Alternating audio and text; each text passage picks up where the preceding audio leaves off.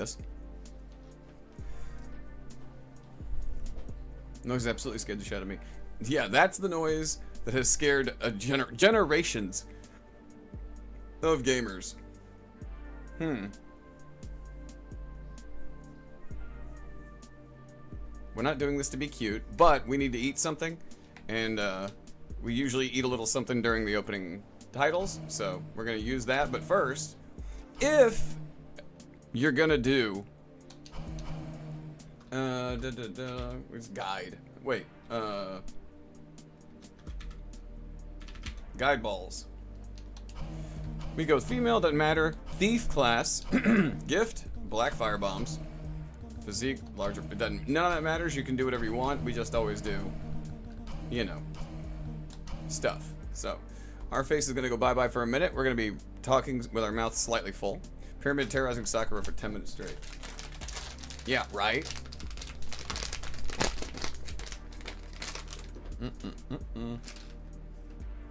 Try to chew these into the mic. So, might as well, probably won't last the entire opening titles.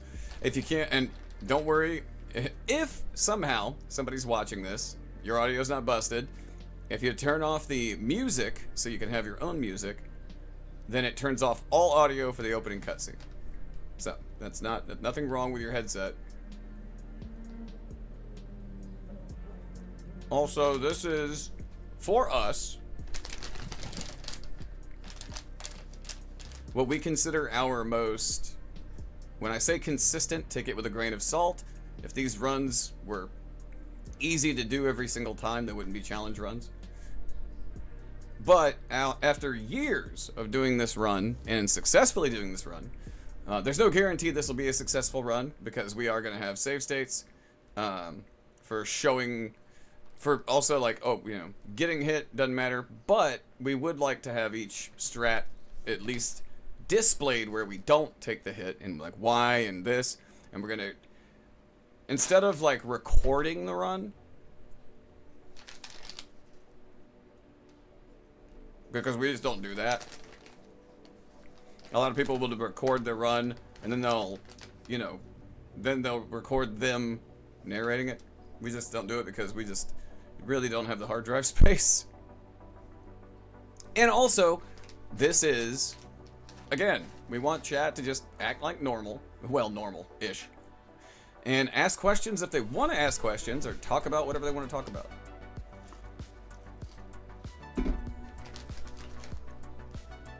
I guess somebody's like, why do you do that? If we didn't explain why we do it, you know, if we like, oop, we forgot. Hopefully we won't forget to explain. That's why we don't have our, we don't have a hitless counter up on the screen. We don't need it, I think, for a guide. If you're watching it, hopefully you're watching it mainly to get tips on ideas. These are all compiled from so many different runners, like Dinos and Gale, Squilla. Got several of our friends that actually don't do no-hit, but helped us work out different methods. Nathan Savage, Damage Twitch. Oh, also audio. If anyone gets confused about the audio, if they're watching this, we have the Lobos FX sound mod on. So all the sound is different in the game. That's it. That's the only mod we have running.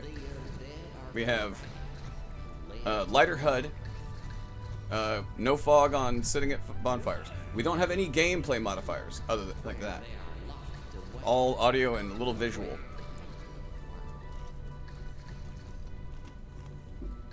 We're just going to show you what we do and what we like to do. So we just strip everything off, grab the key, of course. And then you have a bit of a running section. I think you really have to terrorizing Sakura for 10 minutes straight, right? Then you got a little running section. Doop, doop, doop. Let's just, maybe this will go wrong.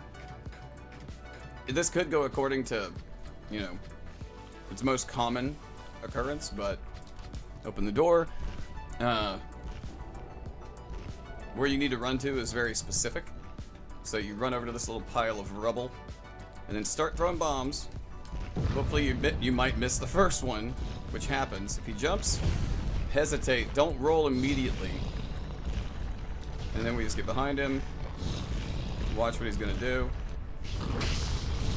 And then bombs away. Boom.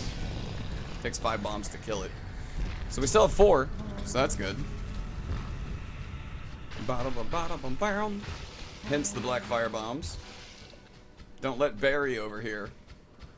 That's what we named him. So, you could run past him. We take him out. Because of an instance that we saw unequip the knife of Dinosaur Gale, aka Nico. Let him live. A lot of runners would let him live. Some still do, just because they know. But run up, get the ball to fall. Careful, we almost got hit by it. And then we just spam through Oscar's stuff. Grab everything here. The reason why we kill him is this has never happened to us, but it is a very slim possibility that Barry over there with his bow and arrow could very, very unlikely, but possibly shoot through that broken door and hit you. And that's like, that sucks. So then, now you're just gonna run and get through the area. Because some people will do that in a guide, they'll speed up running sections, but I think that running sections are very important because they keep you, moderating your stamina usage, keep you paying attention to what you're doing, even though if you're going to do this run, hopefully by the time you study the guide or 2 or 3 or 5 like we have, we grab the Soul of the Lost Undead for a reason, a very specific reason. It's exactly what we need coming up, because we're going to use the Astora Straight Sword for the first part of the run.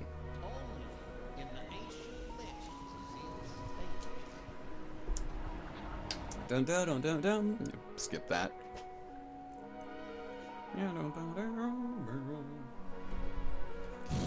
Okay, so we grab that one soul and pop it. Excuse me. Because we're going to level up Faith to 14, which will allow us to use the Astora Straight Sword two-handed. Alright, grab the Humanity. That's important. You don't technically have to grab it right now. If you had to use more bombs, we're going to grab these just to show. If you had to overuse black fire bombs, grab those, because you want those fire bombs. You need at least 2 for late game.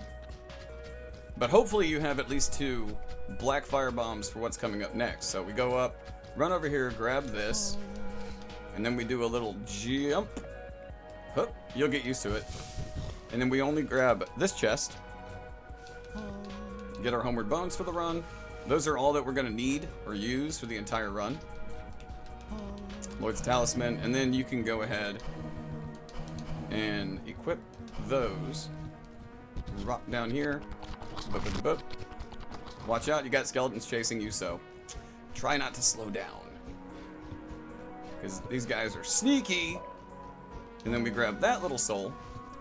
We try to make sure that we grab everything we need. Run against that brick. Run into it to move up. Otherwise, it might feel like you get sucked off the side and then fall off. Drop down that little crack. And we're going to head down to whatever it's called. I can't remember. A lot of this run we do on instinct. Take it down. And while we're on, we just go ahead and pop these. And then these Humanity, I think, because of the, defensive resistance that you get from the Humanity, we pop them for a little bit later. And we grab Soul of the Nameless Soldier. Hop back up. We're going to do this to very specifically set up health.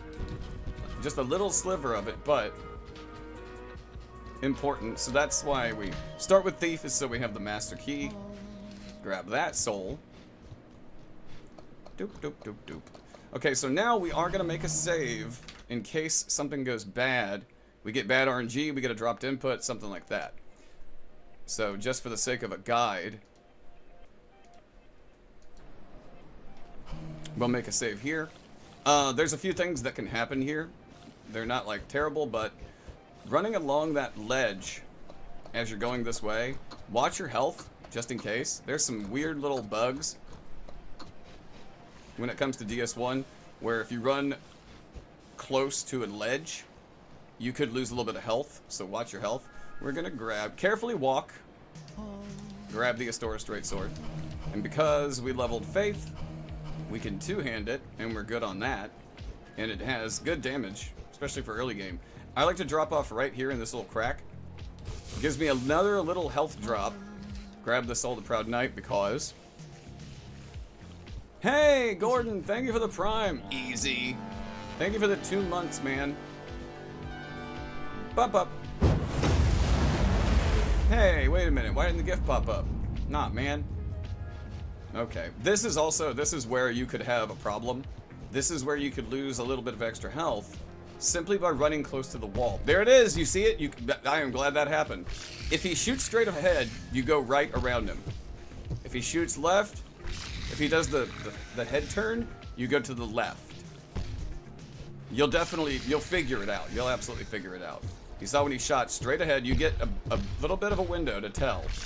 Now, we pause here, and then we go left, right, left. Get through that. Now, here's where RNG could kick in. We could get hit on this ladder. It's super rare, but you can get hit. You have no control over it from what I've seen out of hundreds and hundreds of hours, thousands of hours of doing this run, hundreds of studying them. So we grab the red tear stone. And for us, we equip it, we go down here. We want to make sure that all of them are piling up at the bottom of the ladder, stairs. And then in this little dark spot, we roll off, spam roll, to make sure we roll 3 times, get a little bit of stamina back. I like to stick left, just in case. So now, because of that drop, we set up RTSR pretty easily. It looks scary, but like I said, if you're going to be doing a no-hit run, you're going to be doing it over and over and over and over and over, and things will get more comfy. So we pop all these souls, just because to have something to do. Now there are other methods that people use for this whole setup. This is the one that, and if we're comfortable with it, I feel like you guys could be too. We try to be cautious. This is our version of DS1 80% that we've been working on for marathon runs. Anything from Trilogy to God Run to beyond. So it's our comfort run. And then we want to come out here to Larry. No, that's not Larry, that's Jerry. Jerry the Black Knight. There's other ways to do this. There's glitching him off the side, backstep. And because Astora Straight Sword, two-handed, damage. And then backstab. I don't feel comfortable personally with trying to make him fall off the side. It freaks me out. But if you figure it out, he might attack, so watch out. But once he walks like that backwards, you can just zip, and then he's dead. Good to go.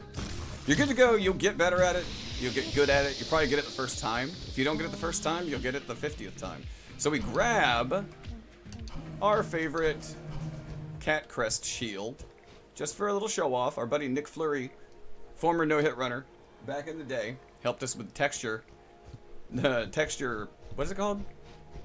Packer Unpacker, to put this beautiful logo of ours on the back of our shield.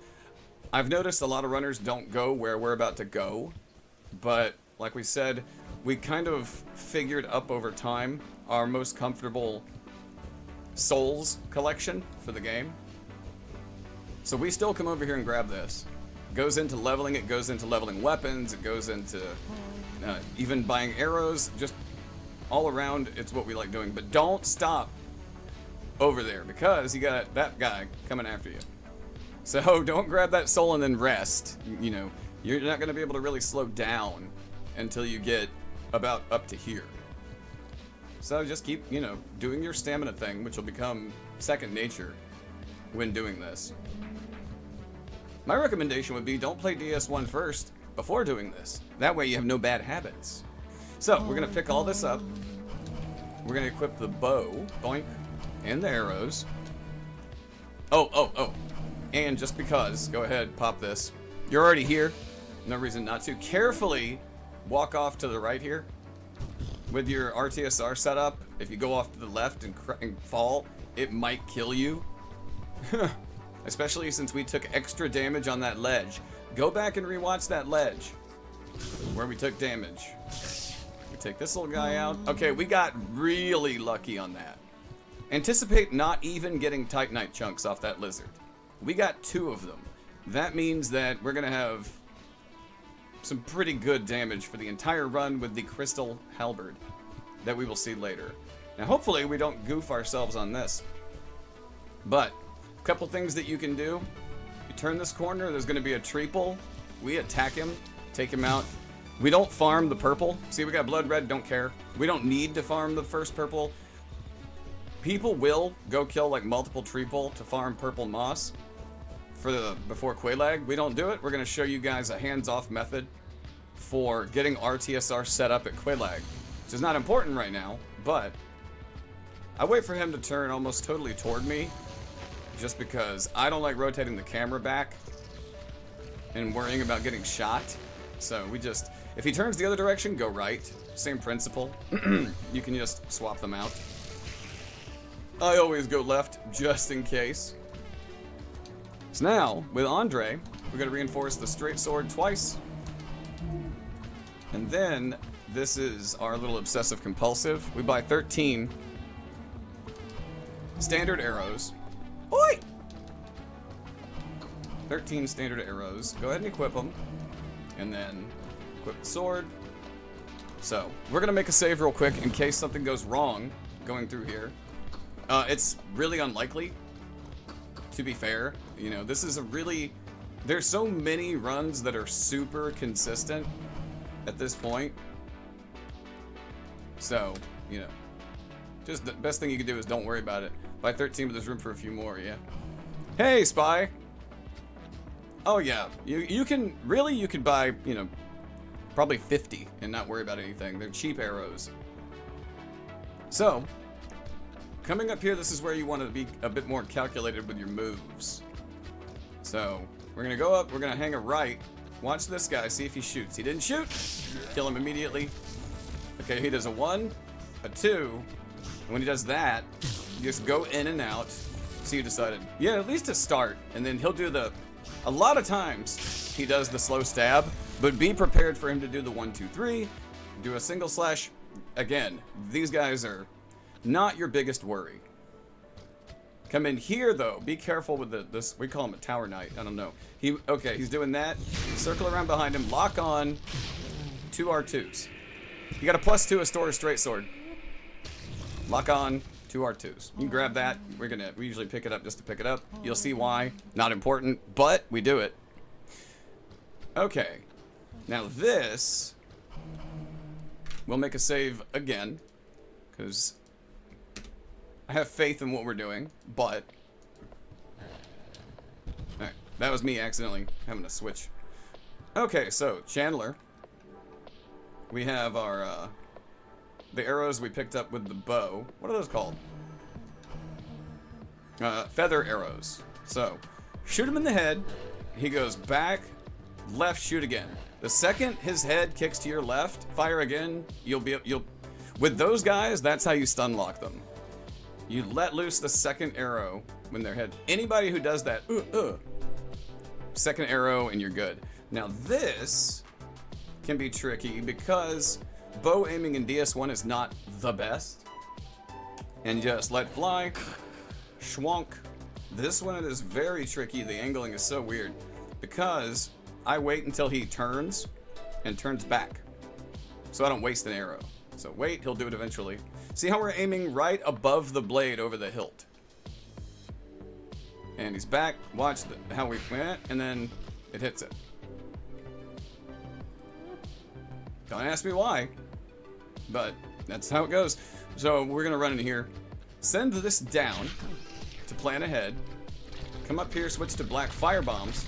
This is why you want to grab the others just in case. So you lock onto him. You don't need to see him. Just from here, lock on, don't move up. You don't want to trigger him. Fire, throw a bomb. And he's dead. Okay? So we are gonna stick right as hard as possible, just ahead of time. Stick right, stick right, and then we can break left. See those guys? It's scary, right? So we stand by this pew, and we're gonna aim right here. Watch the lines on the wall. You can see how that goes like line, jumps up, and line. You want to fire, fire bomb. So you aim at that, unlock, throw a firebomb. There you go. I break the pews for my angle, and then I'll switch to a normal arrow. You wanna, because the normal arrows have this really weird trajectory, aim like kind of here, fire, and there you go. And you're safe from all the hollows here. It's such a cool, specific strat. It's crazy consistent. As long as, like when we were saying, hug the wall, hug the wall, hug the wall. If you don't hug that wall, the likelihood of you getting sieged on by a bunch of hollows becomes higher. You can come back from it, but it's tricky. So we're gonna make a save for gargoyles. A lot of people think, you know, gargoyles are just, for them it's super simple. We're always trying to get things set up a certain way. I'm hugging the wall, it's cold. Okay, so we're gonna run up to this seam in the roof, and then it triggers. We're gonna go right. That's not great. Wanna roll that. We got a good shot, go for the tail cut, and then R2. If he does that, just strafe him. R2's, the second R2 you hit him with is gonna stagger him. No, third, sorry. Well, after you cut his tail. The second R2 after that's gonna stagger him. The second guy is way easier if he decides to put up a fight. All you really gotta do is strafe around him. But a lot of times he's gonna blow fire.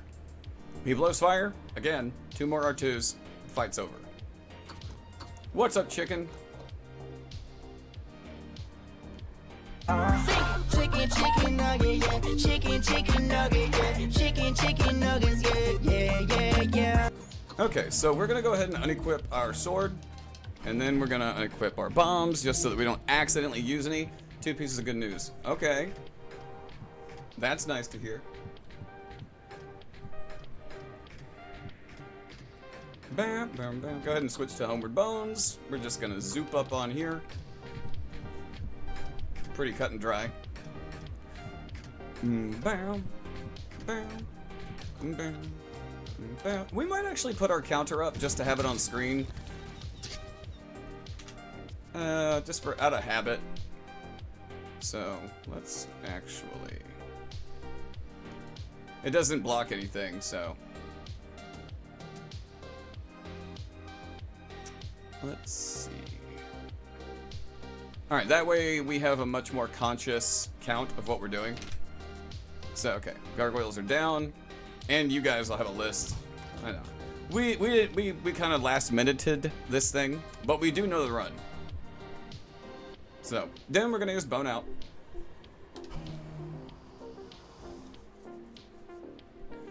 I said he ate some chicken earlier. Yeah, but not his. Okay. So, this is a fun little thing to do. The reason we unequipped our sword is that we're going to grab a ring and another 1,000 souls. Get over here at Lautrec. Give him a little kick. And then a second little kick. Oh my God. He is broken in half! And quit out. You're allowed to quit out as long as the enemies are not aggroed to you.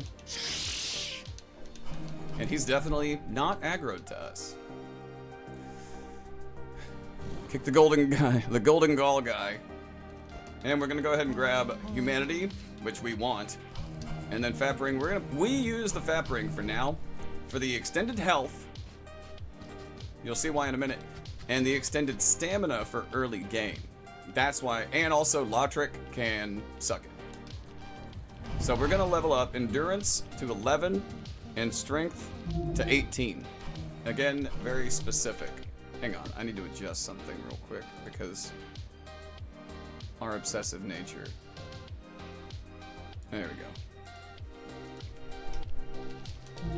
Alright, we're all set here.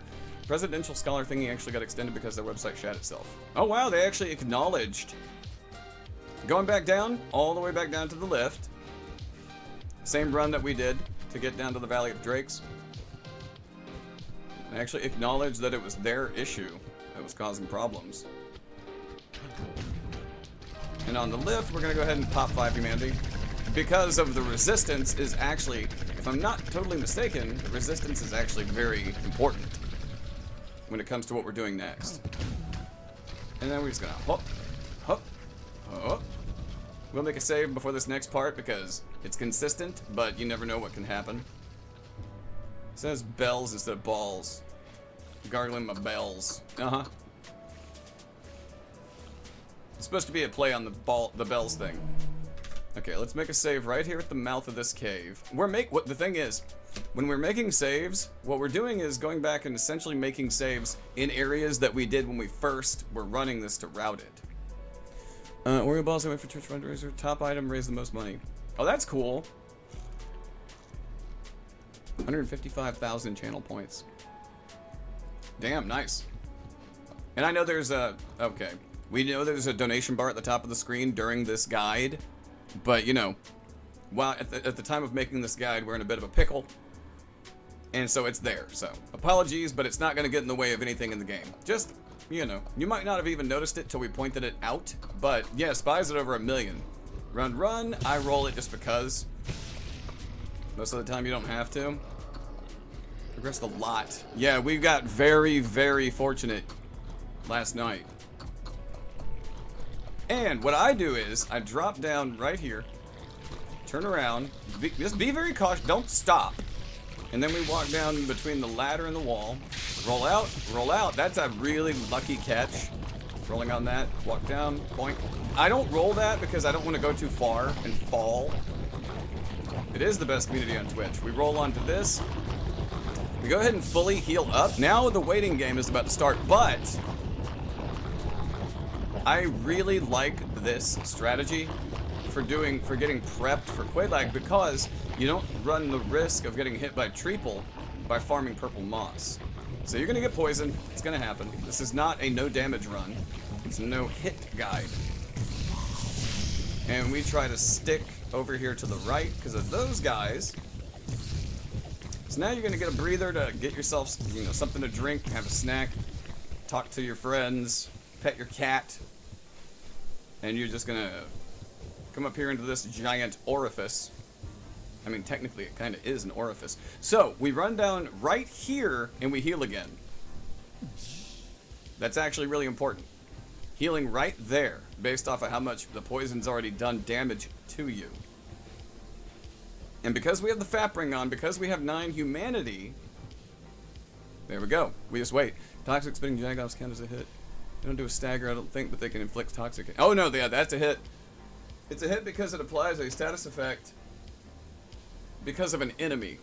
Traps count as a hit, but environmental things, like getting poisoned in the swamp, that does not count as a hit because it's technically unavoidable when it comes to no-hit runs in general.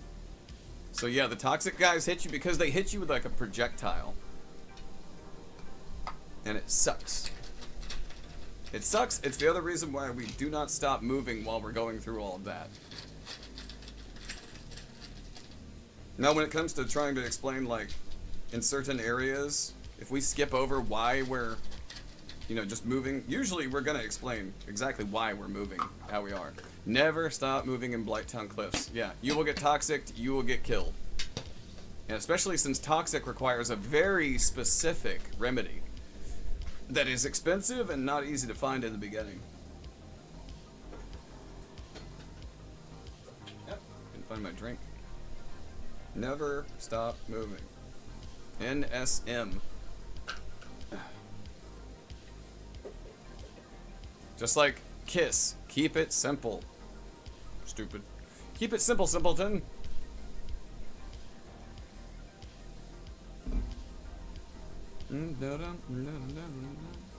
Mothered, a role-playing horror game. So we're just waiting. We're waiting for RTSR to set itself up. I really like this method. It gives us a minute to just chill and get ready for the fight. Do not, if you're making save states, do not make a save state while this is prepping. Wait until RTSR procs. Because if you make a save state while you have a status effect on, even if it's down at the very bottom, when you reload the game, it's going to immediately reproc the entire bar. Found out the hard way. Talk about having to redo an entire save. Oh, we forgot to pop the Firekeeper soul. I forgot about that. We didn't need to, but we meant to. Mainly for the resistance. It still didn't mess us up. 9 humanity keeps your resistance high enough for poison that it wears out at that same speed. But sorry. Don't accidentally pop it now. So we made a save for Quelaag. Get our sword back. And Quelaag fight. Let's see what kind of RNG she gives us. We run straight at her without slowing down to see if she jumps. She didn't jump that time. She goes straight into the slow spit. R2, R2, 3R2, 4, and 5. Get away, facing your fears and doing Resi 9. Nice. I hope you enjoy it. We're trying to draw out. With this, we down and roll left. And you can try to get a hit on her face, but the hitboxes on her face are kind of mope. A little bit nopey at times. We're just always going for R2s. Most damage we can do being 200 per. If she does this, we just get away. That move sucks. That move sucks bad. So, you see, you're going to want to use the magma to gauge whether or not you're going to be gutsy enough. So you can run in, hit her in the face. If she does that swipe, watch out for the follow-up. She's giving us good RNG with this, another slow burn. And then you can get a 5th. Get back. You don't have to run or roll or anything. Always be aware of where all the magma is. It goes without saying, but we're going to say it. Roll it. So when she does that, you do have a window to get in here. See how you have all that? You kind of have all that time. Just don't get greedy. Can't hug her leg pits because of the backstep doing damage and staggering you. Yup. And being pushed into a lava pool.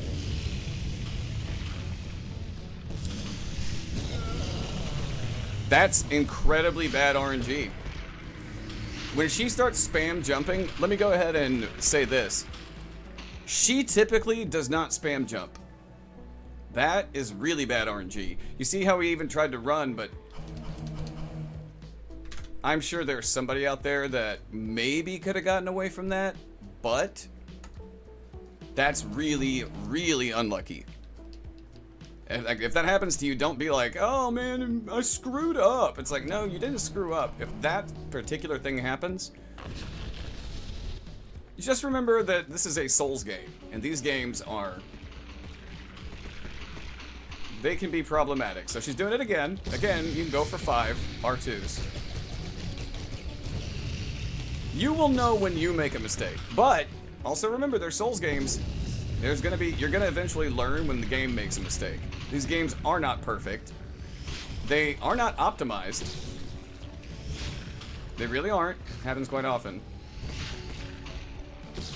And some people don't share our opinion on this, but these games, oh, she's doing the slow again. Every time she does the slow, just strafe around. Go for the 5, watch your stamina, but it's enough. These games aren't, they're really fun. We are not of the mindset that they are in any way masterpieces. But I think they're really fun no-hit. If she does that follow-up, just don't get greedy. Don't get greedy. You get greedy, you get killed, then it is your fault. So that you see this little strat. You don't even have to do this if you want to be super careful. So now she's dead. So that was really good RNG. She didn't do the jumps. She did immediately. The reason why we sprint in, when you're sprinting toward her, she could jump at you. That's why you run straight at her and roll under her when she jumps at the last second. There's nothing else you can do about it. You're going to get staggered if you don't. But you got 50-50. She's either going to do the long spray or she's going to do the jump. If she does anything else, it's very, very unlikely, but you guys are most likely, if somebody's watching this guide for help, you've most likely used other guides as well. And hopefully you will use other guides. There are a ton, there's maybe too many, DS1 hitless guides out there for any percent. Use all of them. If you're here on YouTube, you know, watching and listening to this, you know, do what you can to learn it and get it done. So now we're going to go ahead and unequip. Oh, heal. We have messed that up too many times. Heal. We should have healed right when we killed Quelaag, but just remember, watch everything, though. Watch everything we do. Because we might forget to do something at a specific time frame, but we can make up for it. Don't just assume anything we're going to do. Try not to do that. Because once you assume, whoops, you become fully responsible for it. Okay, pull that, and then we're gonna bloop. And bloop. I go ahead and heal again, because we're gonna do a drop. And I mean, you don't have to. You could full heal, drop, do the next drop, go to the next fight, so to speak. Quote, unquote, fight. That we're going to. And you'll be fine on health. This might be one of the simplest things that we can explain for the entire run. See, we took a little damage, but again, it is not a 0 damage run. Yeah, this might be the simplest so-called fight that we could potentially explain ever. We will make a save just in case we make a mistake. I mean, you never know what kind of night you're having when you're working on these runs. You never know when you might zone out. It can happen. Now you got a bit of run ahead of you. Let's have a fight more like a mercy killing. Yeah, actually, if you want to go watch Vati Vidya's Prepare to Cry about this area in the game, lore, so to speak, then be prepared to be sad. Like, everything about the Daughters of Chaos and everything is really, really sad. What are you working on right now, Spy? Have you been playing anything yet tonight, or are you still trying to decide what to play? So don't be too scared by this guy, you know? You should be okay. And just watch where we stand. Pocket time. Alright, Cinder. Okay, so right when you grab this, he activates. You're gonna run over here, and you're gonna stop right next to these rocks, and then start sprinting again. There you go. Woke up from a nap. I got kind of worried when I didn't see you right near the beginning.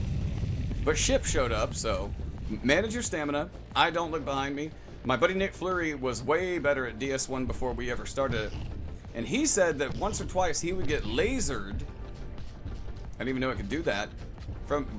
Because he thought it was maybe because he was turning the camera to look back. I don't know. Maybe it was really bad RNG. We've never gotten lasered by it, but we don't look back. I trust him that it happened. And I trust that that's probably why. So we stop right here. You see that?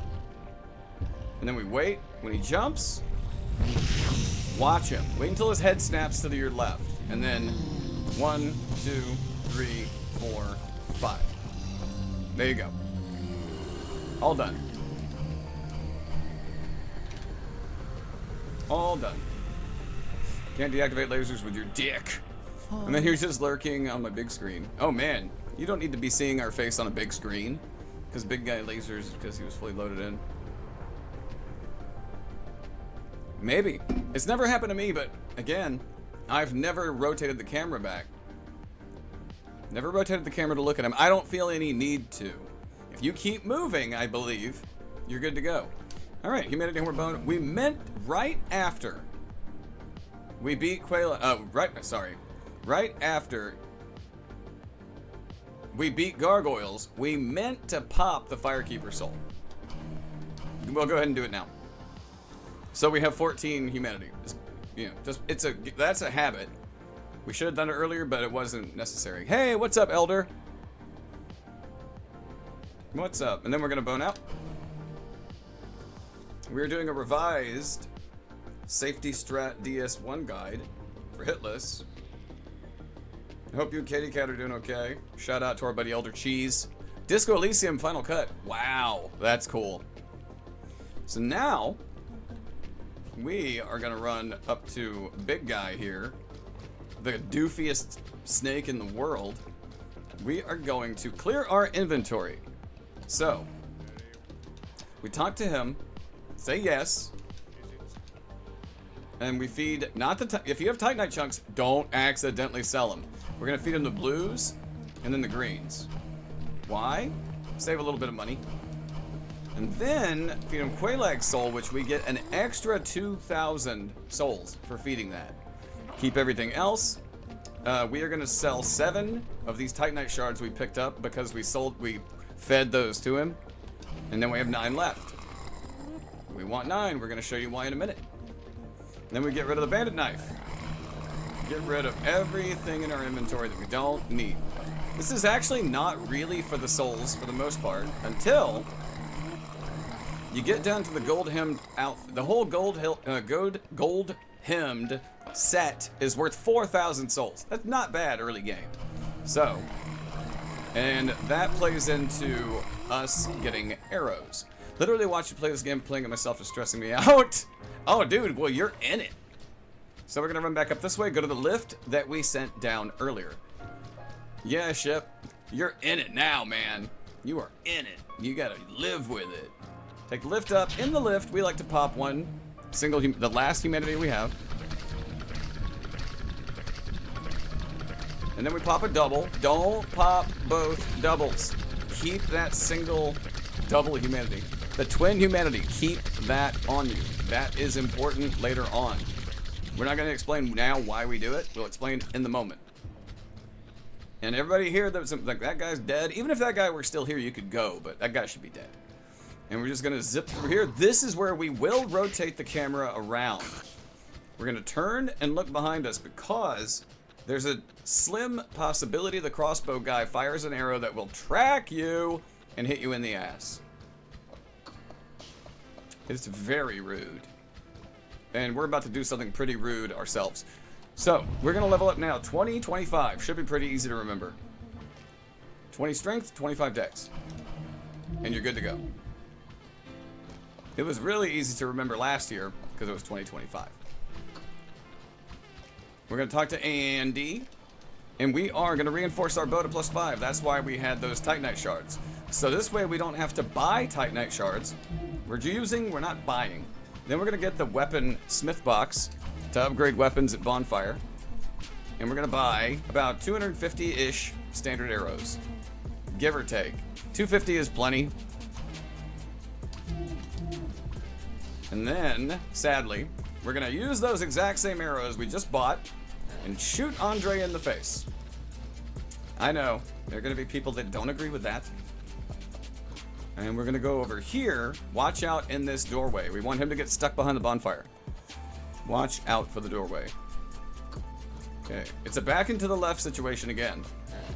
Back, and right when he goes left, fire. Oh, he hit his hand. He hit his hand, yeah. It's fine. Hit his hand again. Uh-oh, here he goes. If you see him do that, back up. He can't come out here. And if he does that, might as well lock onto him. If he gets close, he will drop kick you. So don't tease him.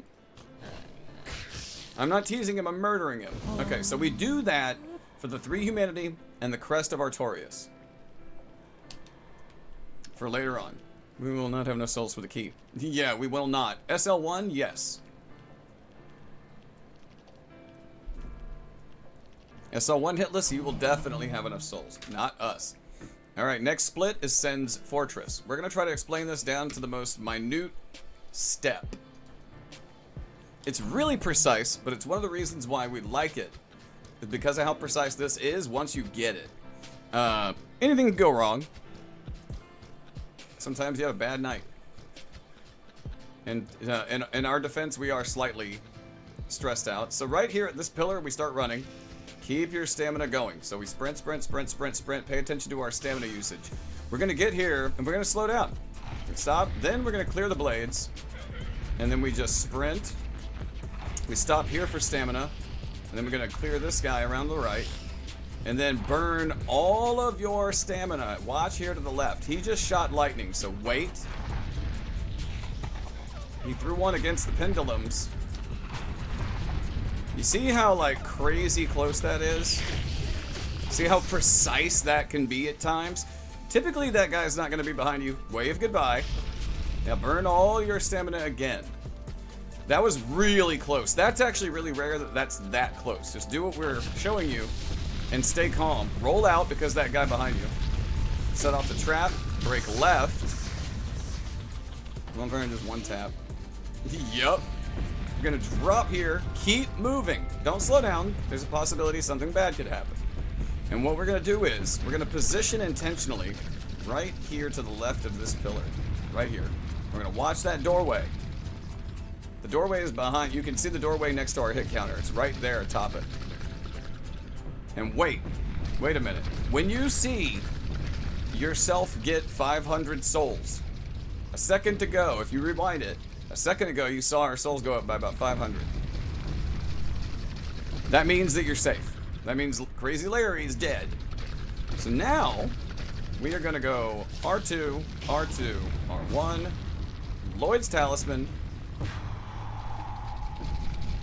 There's a possibility you might get some of the greatest RNG in game. We're going to get that Lightning Spear. And then we go R2, R1 for very specific damage outset. And then go to Sleepy again. Wait until he goes all the way down and just start spamming A or X. Don't pick anything up. Okay, R2, R1. Another Talisman. We're essentially rigging the game so that we will get a guaranteed symbol of avarice later on. Spam, spam, spam. R2, R1. And the reason why we did exactly that, and then we'll spam, spam, spam again. R2. Good to go. Alright, no symbol of avarice drop. So we're going to go ahead and unequip our sword. But we're going to make a save right here because, again, things can go wrong in Zen's Fortress. So we're going to be patient, wait for the lift to come back. Yeah, you need that mimic to be standing. But you will get the timing for. And don't stand too close to him or you might miss. So get off immediately when you hit this little doorway. You're gonna run up here. You don't really gotta take your time, but I like to just get through it. Manage your stamina, zip your butt up here. And then you're gonna get over here. I would say get full stamina back and just don't let go. Now, okay, if for some reason you're playing this game on a Switch, it runs at 30 FPS. You have to dodge that trap. Can't really explain why, I guess 30 FPS. But if you're playing it on PC, PlayStation, Xbox, something like that, if you're running it at 60, you'll always have that shoot through you. What is his name? You son of a bitch! Where's my wife? Wait a minute, that's not it! And his name is John Cena! He's gonna get in the ring and put boots to... Oh no, I did that on purpose. Okay, so we're gonna go very precise again. You want these pendulums to be swinging, you want to run against them. Straight through. This is very, very... Stamina back here. Run. Punch. Screw your hall pass. Stamina back. It didn't look like we stopped, but we did. We stopped just long enough. Don't slow down. Yeah. We go ahead and re-equip our sword. Don't slow down through there. That is really fun, precise. Where's that first soundbite from? Alan Wake. From the first Alan Wake game. Gonna grab this. We're not being chased. We're gonna go ahead and drop down. Don't slow down here. You don't want to screw up those timings. Now we back up into this doorway just in case. There's a very slim chance a snake man might fall on your head. We rest to reset a couple of guys that were shooting at us. And we're gonna go down here. Watch out for the traps. Watch out for the traps. Right, like his pins. Oh no! We're gonna go to this guy and go 1, 2. There you go. For us, we'll go ahead and change to the lightning spear. Go to our bow. Sleep a moment ago. Roll down here. Watch out for stored rolls. That's a stored roll. We didn't press that button. Press the first one, not the second one. I'm gonna drop down here carefully. You're gonna aim right about here. See what happens. This guy, I'm gonna wander in. If they chill and don't do anything, shoot him in the head or anywhere. Shoot him and wait a sec. And bump. They're done. You're good. Have your helmet bones equipped. We're gonna go over here. I like to bury myself in this corner just because. Grab that and get out. Homeward bone out.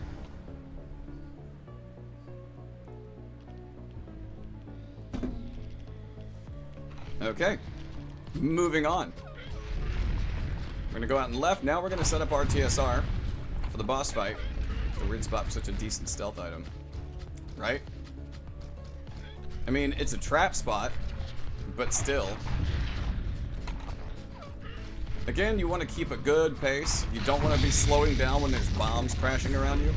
So, we're gonna run off here, roll it. That's first drop. It only takes 2 drops to set this up. Really, really, really fight to get the safety roll when you hit. I think it can be found in the archives. Right? What kind of magician died in there that left that ring? And then, second drop. Try to roll out. There's a Balder Knight down there that can hear you if you hard land, and they might get in your way.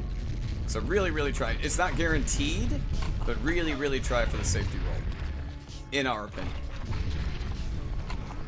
All right, we're gonna go. Now, we're gonna clear the whole thing. Keep moving. Sin's Fortress should have a motto, which is, like Spy said, don't stop moving. Never stop moving. Never stop moving. Not when you're out in the open. You could pause here for a breather if you wanted. So now, you can already hear the guy still shooting at you because their tracking is such dog shit that they're still firing at you through brick walls somehow. You don't have to sprint through here. You can just shuffle. I like to wait until he does a clear shot and then get it. Hey, I believe something must be learned is to ignore the ooh shiny reaction. Absolutely. That was one of the first things that we had to learn to do when doing once we started doing Hitless. Sekiro was our first. We knew how to grab 100% of every item in Sekiro. Doing Hitless, we had to learn to shut that part of our brain off and only pick up what was necessary. So, you're gonna run. How's everyone? I'm terrified. Our buddy Ship is playing Resident Evil Requiem. So we come out here, we're gonna shoot the bomb, get them out of the way, and just line yourself up and serve him some arrows. Zombieland rules number 1, cardio. Rule number 1, cardio.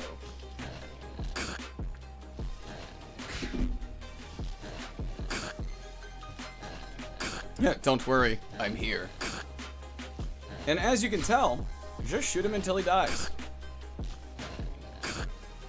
Pretty mean, right? But you know, you want him out of your way because he is guarding something very nice. Once we found out about that strat, we were ecstatic.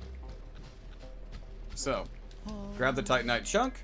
Guarantees you at the least a +1 for where you're going next. Now, make a save. We use the lightning spear because for some reason this guy is very weak to it. And right when you go through, keep yourself to the left. You can just strafe it. Watch out for that. Run up on him. We're going to use R2s. Go under him, 1 R2. And then we're going to wait a second, see what he does. And now he turned, which might give us really good RNG. That's really good RNG. Now, we're not going to go do that again. Because I can explain. You see us stabbing him in the ankles.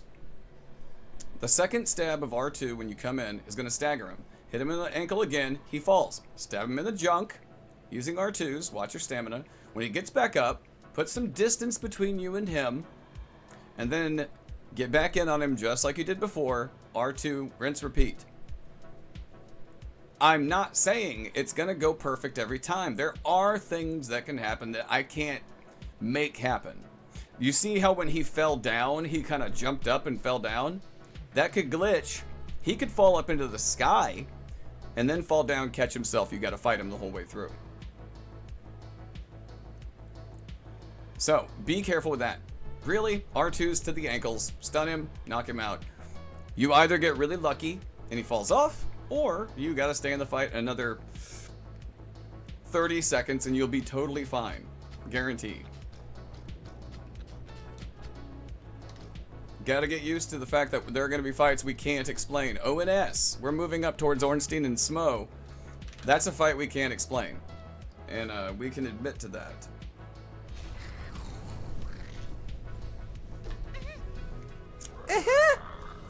And the way big guy gets stabbed. Stabbed in the feet. Stabbed in the feet. And as always, if you're doing any stamina-based no-hit run, watch your stamina. Watch your stamina. WYS.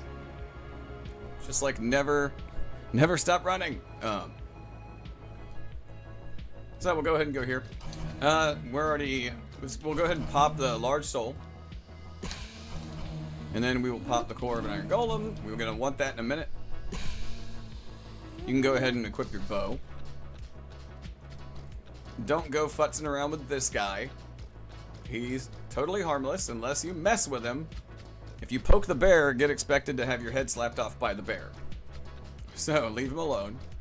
I have seen way too many strats coming up that are scary as hell.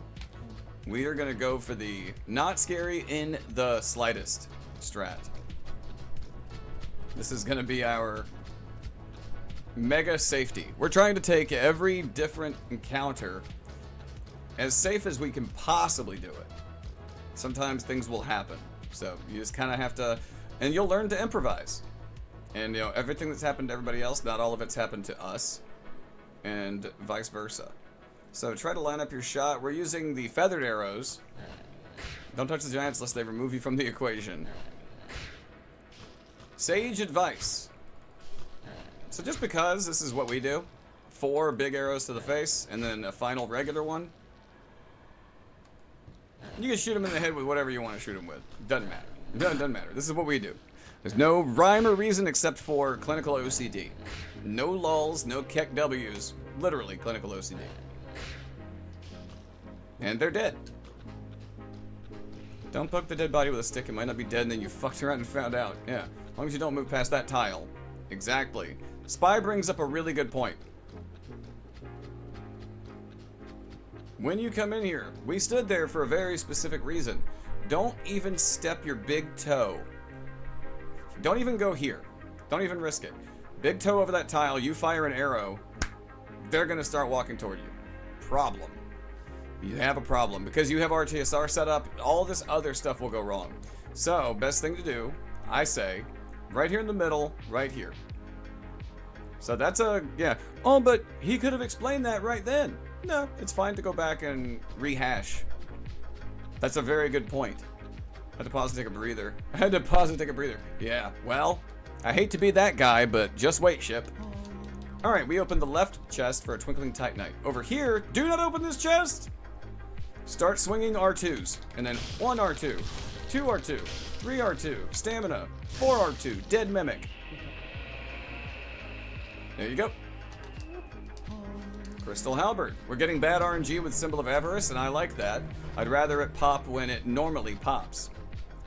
So, we've equipped the Crystal Halberd. That's going to be our weapon for a while.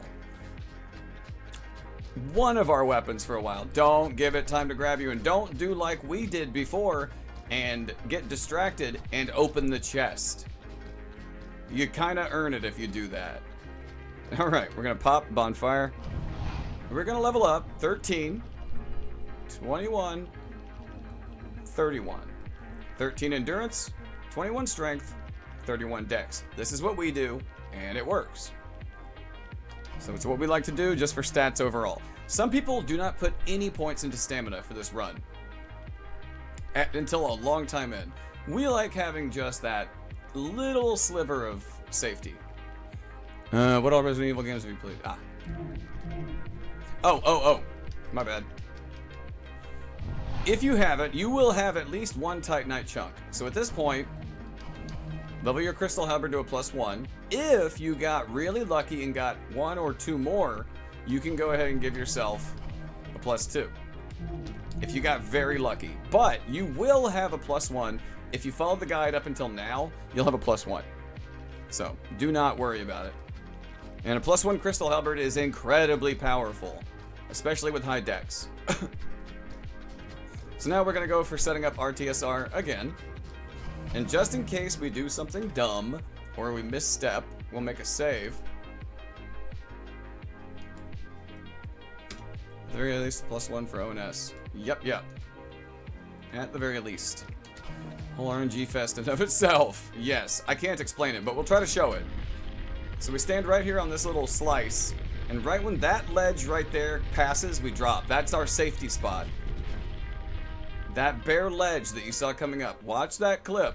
Run it back in slow-mo. Look for where that ledge is. Do your best to try not to drop ahead of it. All it takes is the slightest amount of space to kill you while setting this up. So then we just crap. Get caught by the eye box. Whoop, there we go. Hop off that. And one more hop should get us set up.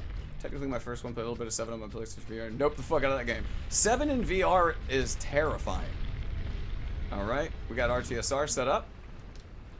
This next part is something I never saw anybody do. I'm not saying we made it up, but I am saying I never saw anybody do what we're about to do, and we have never not done it once we started. Because of problems. We will explain while we're doing it. And then we'll explain another time right after. So you're gonna don't stop. Run up to these pillars, turn around, and wait. Chose one of the most terrifying Resi games to start the series. Indeed. Okay, so I'm gonna aim at this guy. Get about, if you aim kind of for the part of his helmet and you fire, right, I'm gonna play Resi 4 first. And now, okay, the reason we are going to kill this guy. We, for many, many moons, would go through the whole next area and get to a spot where he would glitch out and be stuck somewhere. Numerous times, he would not. He would chase us down and game over. You just spent all this time getting to Enerlando and game over. It sucks. It really sucks. So, now people have told us, that's never happened to me. It's like, okay, don't ever listen to that. Acknowledge, didn't happen to you, that's fine. It could happen to me. We're covering our bases. So, he's dead, we have our bases covered on that. We'll explain again when that could be a problem. Once we get to the spot where that could be a problem, we'll explain again exactly what we're talking about. Good to know. So you're gonna run up here. Don't go too high, but roll off carefully. You're gonna run through here, but a little bit. Turn around right here. Kill him. Do not move. Had an egg competition today. How'd that go? Don't move. When you kill him, stay still. Kill him, stay there. Because if you move past this a little bit, that guy... Whoa! Azrael with the 100 stream streak. I believe Spy was our first. Azrael up there in second place. So we're going to shoot this guy in the head. If we go fourth, we're good enough to go to state level. Well, damn. Yeah, shoot him in the head. Now, this is very precise. Makes me love it. I hope you're doing alright, Azrael. So you're going to walk to about the middle of this railing. You're going to fire right around here in this dark spot. And brilliant boy over there is going to walk off the side wonderfully. I would recommend being very careful going through here. Keep going. Carefully. Go, go, go. We should have made a save. Right here in the middle. Stop here. Line this guy up. On the Wednesday of our spring break, none of our team members already has a flight to DC during that time. One of our team members. Wonder where it would be if I didn't disappear as I have. I wonder what I would be at. Oh. A lot? Okay, so from here, we're going to go about this right here. Nothing past that. You're going to shoot another dark spot right here. And then just wait a sec, and bye-bye. And there you go. That is how you run the railings. Be careful. I know that for quite a long time, we got real sweaty palms going through this every time. It just feels like a scary area. It's a scary area, as it were. Splotches need to shoot splotches. How'd that Grime get up there anyway? Yeah, right? Mine just reset for no reason the other day. Yeah, considering I think Chicken has been here, you know, every time for whenever. So, we're going to revisit the gargoyle. If we didn't kill that gargoyle, there's a distinct possibility he would be hung up, stuck all the way at the far end over those stairs, running into a wall, not messing with us. But we have had more than twice come down here, and he starts running towards us. That's game over unless you bone out, go all the way back, reset a bunch of stuff. Kill it. That's our heavy recommendation. Kill it. Just kill it. Then you have no worries. Good to go. In 99. So we're going to jump, land on this little bit of railing. It is the safest thing to do. You don't have to do this. This is one way of doing this. You can very carefully step out onto this. Go to aim. I'm going to show you the other part halfway through this. This is about comfort. This is like you know, you're good at it. You gotten good at it. You just do it this way. So you can do this. I call them flashy strats. It's okay. You can do this from the railing, but look how kind of scary that is. So, if you want mega, mega safe, just run down here. This is the ultra safe. Run down here, lock on, shoot the guy. If you want zero risk, there you go. Lock on and shoot the guy. Game over. So I was showing you two ways. One is I like the style, but let me be really clear about this. I am not saying anything about anybody else specifically. I am saying that if you take style over substance in a no-hit run, you deserve to lose the run if you do. So by me running over here, jumping on that rail, I am taking a risk I'm putting on myself. There's no guarantee. And then walking down that railing and standing there kind of like a jackass and shooting that thing in the face, I'm being kind of an asshole. I'm just saying, talking about me. So, safety safe all the way down to the bottom. Lock on. Pew, pew, pew, pew. Good to go. Just like something we're about to do next. And this next strat we came up with the help of a couple of friends to simplify something that people have talked about hating for years. Now, I will go back. We will constantly bounce back to this flash over substance. When people do flashy... Oh, yeah, my bad. When people do flashy strats. Now, sometimes things go wrong and you need to deal with it in the moment. It is mega safe. So, yeah, we almost forgot. Flip the wheel. But when people go... When it's no-hitting, here's our opinion on flashy no-hitting. It's already incredibly impressive to even attempt a no-hit run. Or a deathless run. A challenge run in and of itself, we feel, is incredibly impressive. To do even more, to sit there and try to show off, more so, with risky strats. Now, people can argue. This is our editorializing.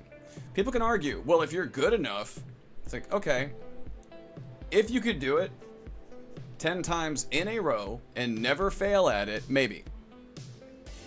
But if you're only trying to do a run to appease an audience, personally, hypocritically, I would say you're doing it for the wrong reason.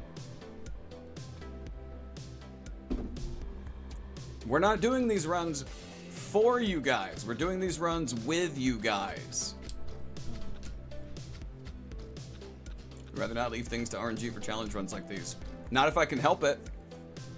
So, this is another very careful thing. We want to run up here, and you want to use your bow and arrow to line up just right. You want to get to about here, start aiming. You only want to clear enough space to be able to get an arrow off. So you can test your arrow, you can test your height by locking onto his head and firing and seeing what happens. If it hits the stairs, a little higher, stay on his head, and there you go. Because if you go 1 foot too high, he's gonna start coming at you. You gotta try to reset, you gotta go down, you gotta wait, you gotta come back up. It's a pain. So there you go. And stick hard right, because you got another one. But he'll leave you alone. He'll pretty much leave you alone. Get over here. Stop for this demon. You're gonna shoot right around its arm and watch it go bye-bye. Go bye-bye! And then we are going to make a save, because we got a few things that can go wrong. We could screw up from being rusty, or... But it's better to be safe than sorry. And I recommend, if you can make save states while working on these, some people work on them on console. Hard to make save states. But if you can make save states, make a billion of them. It doesn't matter. Don't ever be like embarrassed. Don't ever let anybody dictate how you do your run. Don't let them tell you how to do it. Take recommendations. Take advice. Or don't. Don't take any advice. You know? So what we're going to do is run at this railing, and we're going to do a jump, drop attack. So jump, plunge, jump, plunge, jump, plunge. All right? You're going to get it. You're going to get it. Don't worry about it. Automatic plunge. So we fire an arrow to get their attention. We'll see if we can hit this guy in the head. Okay, we got really lucky. We didn't pop the collision of the wall. And then we're going to try to get his attention as well. Son of a... What was that lag? Okay, we got both of their attention. That's lucky. That's RNG, whether or not he falls off the side. It's not going to happen all the time. Now you got to watch out for these wonky ass fucking hitboxes that are either really bad or really good. And we're just going to take this one out. You could miss a whole bunch. Like, see how close that is? You saw how we shot that guy, like, above his arm, and we hit him? And now we're trying to shoot, and it's, like, right between its dickless legs. Right. See? See? We're how are you missing? That's a valid question. We'll chalk it up to Miyazaki. Hurt boxes are so random, whether they're good or bad. We're going to editorialize again. And I really hope at least one person out there hears this and, you know, realizes that Miyazaki is not a genius, nor an innovator. We're going to editorialize during this run sometimes when it comes to guides. Yes, we should probably shut up and just let you guys do it. Now, zigzag. Zigzag down here. You want to be serpentining, because if you run straight down, there's a possibility of taking near fatal damage running down that ramp. As I was saying about not being a masterpiece or an innovator or any of that, if you run straight down this ramp, there is a distinct likelihood you could take an amount of damage that kills you in your run. Now, please tell me, somebody try to argue in favor of the game doing that to you, and still say, people will argue. You know, you don't have to take our rhetoric for any kind of definitive information. Just understand that our opinion is based off of thousands, tens of thousands of hours of playing all of these games, learning that a majority of them are the same game from different generations, and that we love playing these games, but we completely acknowledge the sincerely problematic issues that can pop up. And this is the important part, that could have very cheaply and easily been fixed at any time, because they have been reported on for more than a decade.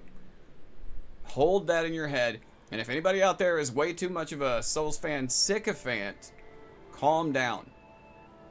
Calm down, please. Can even happen on the lift with the guards. If you run against the wall on the higher section of the lift floor. Step on the main platform, you can take damage. Yeah. Yeah, it's... we harp on it. But again, it goes back to clinical OCD, not letting things go that you probably should be able to let go of. That being said, you can always fast forward through this to the part where you actually see what we do.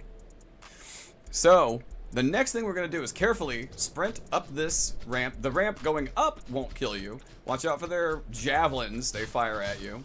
And what you're going to do is, you're going to stand here against the wall and wait. Listen. Listen for them to stop shooting.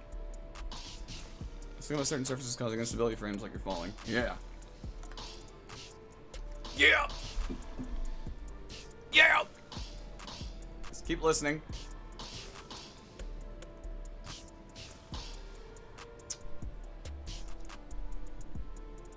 Okay, right there. Once it's dead quiet, we get to the left, and then we bring out our bow. This is incredibly precise and important to make it consistent. You're going to slowly back down. You're sticking to the left. Don't worry, you're not going to fall. Once you see his right leg, once you can see his right leg, you're safe. You see how crazy close that is?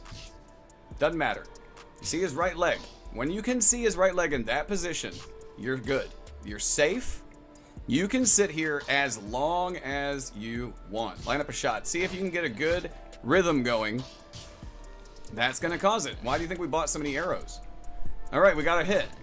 So now we can spam shots. You don't have to hit him in the head. If you hit him in the chest, it's still 27 damage. We got a bunch of arrows. Whatever, we're going to use them. So just... Now, maybe while we're doing this, somebody might be like, why are you doing that? You could just run. Okay, you could. There's two of these guys. And I don't care how consistent a blind dodging strat can be. What we are doing is completely eliminating the possibility of getting shot in the back. I don't care how many times somebody runs this way, jukes, goes left, walks, and doesn't get shot in the back. What I am doing, we are doing, is completely and utterly eliminating the worry of something behind us and the chance of getting shot in the back. You can't beat that. You've just taken out at least 50% of an equation that can be very dangerous. So now there's no worry. You can go up here as slow as you want. Don't walk, but we're trotting. We're gonna trot, we're gonna go up here. This is gonna get real specific. So we're gonna get up here, watch him. You'll hear him shoot. So I want to get him to move. There he goes. So now I'm gonna roll it. I'm gonna run into the corner. He shoots the wall. You stab him, you're done. I know that was fast. Run it back and see what we do. You see us move, get him to put his bow away, and we move back, he pulls it back out. Once he puts the bow away, pulls it back out, you have a big section. You can run, you roll at least one arrow, run into that corner, he shoots the wall, it gets stuck, it will not hit you. If you're running into this corner, that big arrow is gonna hit that wall, then you just turn, quick lock, stab. You will get used to it. You will get so comfortable with it, you won't even pay attention that you're doing it. Guaranteed. People used to call this the ledge of death. We changed it to the LOL. The ledge of laughs. Because we laugh at these guys every time. Warning. If you get hit by that first archer that you're taking out, you did the setup wrong. You need to be able to see his right leg sticking out. If you go too far and you can see both, you risk getting shot. If you don't see the leg, your arrows are going to hit the wall. Extra super-de-duper precise. See that right leg? Stick it out. Shoot him. Get a pattern going, and then get rid of him. So make sure you heal right here. Oh, I didn't mean to grab that. You don't need to grab that. I forgot. That was a reflex. See, that's the ooh shiny part. And you're going to drop. Because with our TSR setup, depending on the level of it, that you could die, and that would suck. So, we are going to equip and unequip the Slumbering Dragon Crest. For a reason. Equip and unequip it. Because we are coming up on what I would call an inexplicable section. Or inexplicable boss fight. So, what we do is we shoot an arrow here and immediately go back, put on Slumbering Dragon Crest, grab our halberd, run it behind this guy, and good to go. There you go. Can't hear you, he's dead. Now, we'll go ahead and put on RTSR again. We're gonna run up here. The reason why we're using Symbol of Avarice on that Mimic back at Sen's Fortress was to set this up. Now, we are guaranteed Symbol of Avarice from this Mimic. So R2. R2. There you go. What did we say? Guaranteed. If you didn't get it before here, you will get it here. Meatloaf for dinner tonight. Man, it's a nice change of chicken and pork. Meatloaf. Oh, hey now. A nice little meatloaf. Now, you saw us pick up a gold coin. This is us getting... We're going to collect 2 items in a set that are going to give you 20,000 extra souls. Later on. 1, 2. 1, 2. Free money. That's free real estate. Silver coins. 5 silver coins, 1 gold coin, 20k. Now, we're gonna run down the stairs. Now, I'm gonna do this twice. What you would do is you run and jump right here. So now let's try it. You're pretty safe. You're pretty safe. So you're gonna run when you see that jump. And then boink. If you hit the railing, jump off. But you probably won't. Now, put the oh crap, we forgot to get rid of that. Let's go ahead and drop that now. We don't want that blocking up our inventory. Put on the Symbol of Avarice and watch our health bar. Watch the health bar. Let me meal if it's substance I've had today. Watch that health bar. Once you get to the notch, or just below it, take symbol off. You see where our health is. Look at that. Zoom in on it, whatever you gotta do. Use that notch as your reference point. That is gonna allow you a perfect setup for what's coming next. Now, disclaimer. All right. Ornstein and Smo is one of our favorite fights in the game. That being said, it's a bad fight. It is either intentionally poorly optimized or lazily poorly optimized. Point is, the fight is poorly optimized. It's random.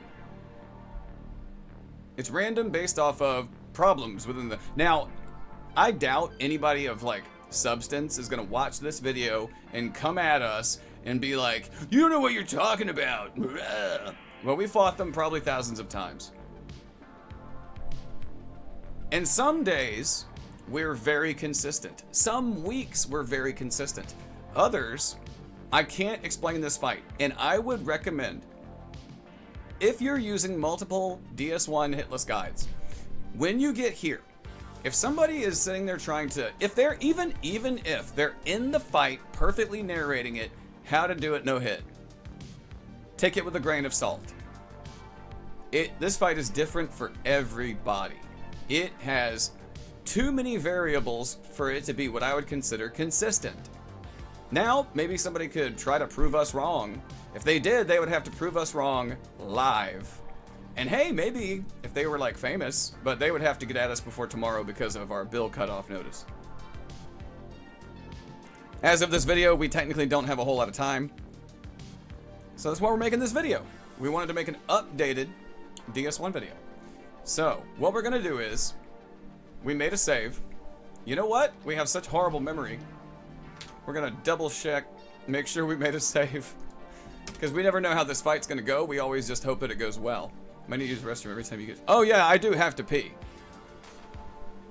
No, I already have to pee. So, we're gonna run down until this guy acknowledges us. Not too far, but yeah, he's gonna run up. Wait for him to get a little way up the stairs and roll off. Spam because he's got a hell of a reach with that halberd. And here we go into the fight. We're gonna try and, you know, Ornstein is the problem. So we're gonna go in and we're gonna go left immediately, see what he does. Okay, he's jogging up to us, that's RNG. He'll probably do...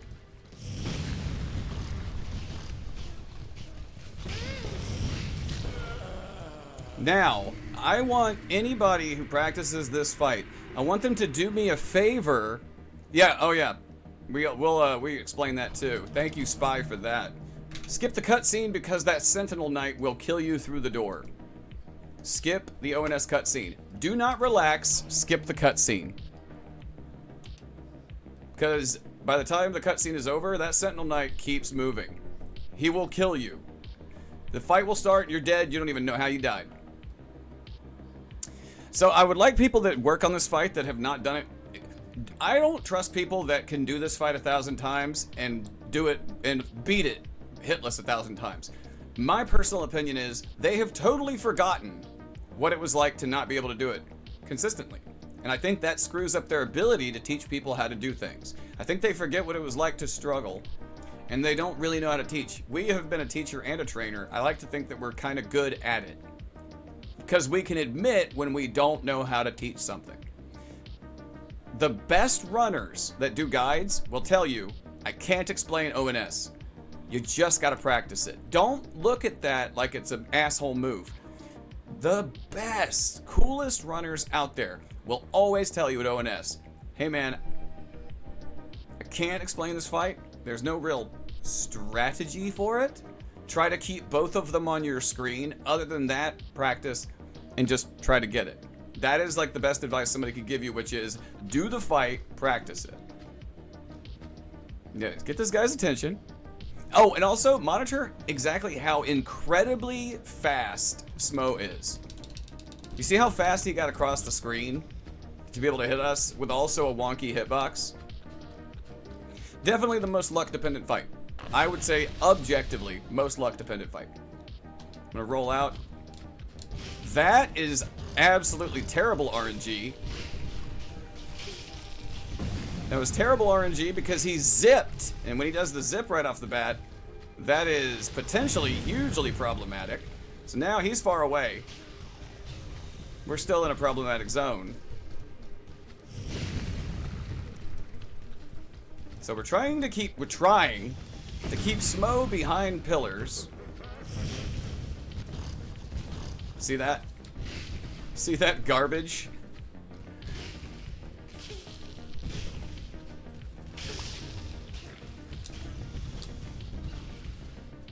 Did anybody... I want people to rewatch that fight. I'm not going to do the fight over and over. There's no point. I will not be able to teach you anything new by doing that fight over and over. I want you to go back and count how many instances of luck happened in that fight. How much luck we needed. That was not technically skill. Yeah, that last shovel where we actually got out of the way. We were YOLOing it. Don't think we got through that fight like, oh man, no. We did not kill it.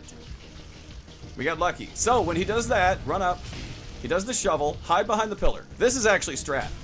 He does the slam, go in for the hit, running R1. I like to go, and I'm trying to get him to do a backswing. So watch him, keep him behind the pillar. This is actually a strategy. When he does the slam, you're clear. Get him whacked. I try to get in to see if he'll do a backswing, but be patient. Then there's the backswing. That gives you an opening. Get another hit in. 85% luck, 50% strat. Get back for the lightning slam. Run in. Grab another hit. Stay behind the pillar. Try to get him to do a backswing. Nope. Don't greed on that. Greed, and it's your fault. And then, he's dead. I double heal. And then I put on Symbol to get the bonus souls.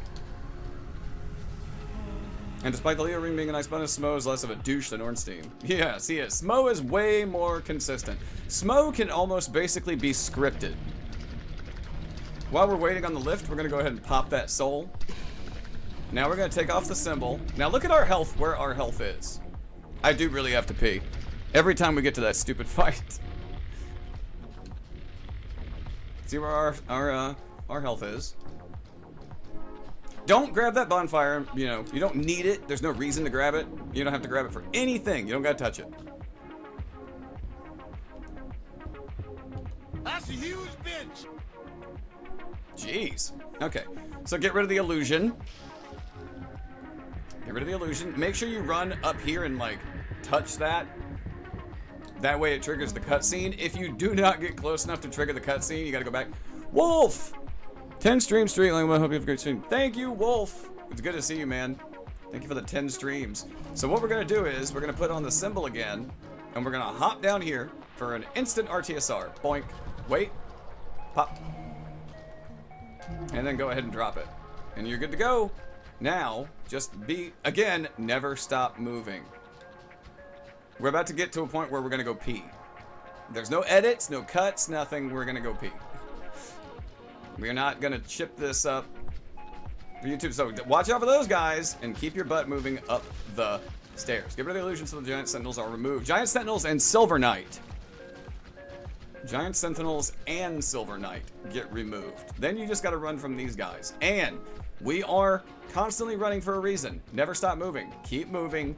Keep moving. Do not get confident if you can't hear them. Please do not get confident if you can't hear them.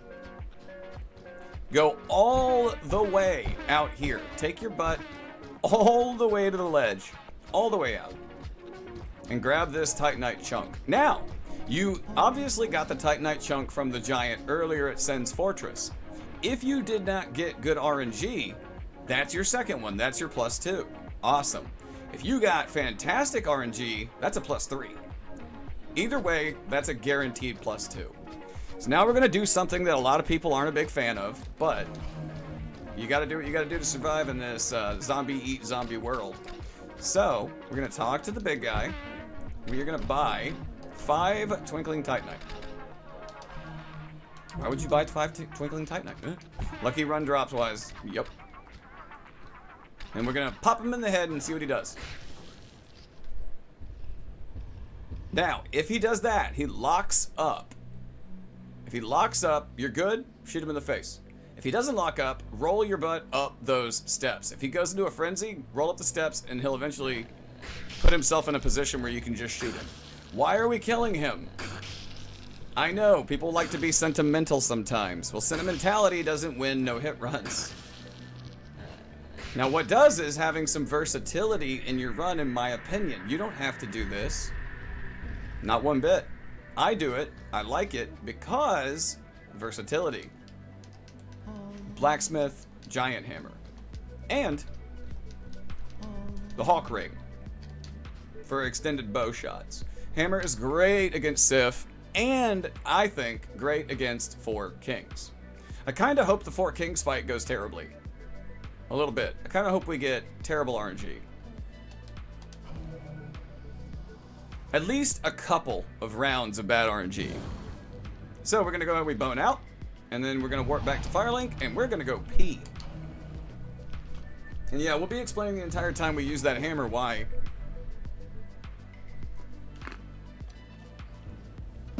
we've done all that. So, give us a minute, and we will be RB. Uh-oh.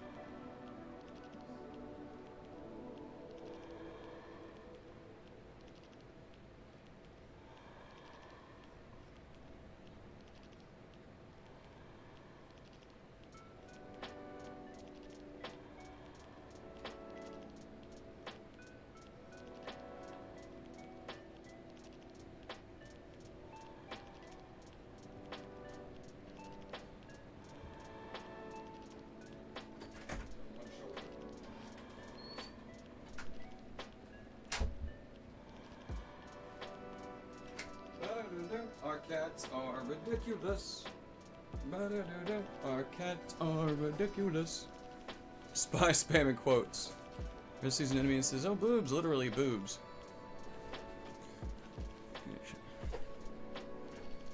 Disregard, I yelled sperm really loudly. Get your dick collection under control. How about you? How about you shut the fuck up and get your dick collection under control? I forgot about that.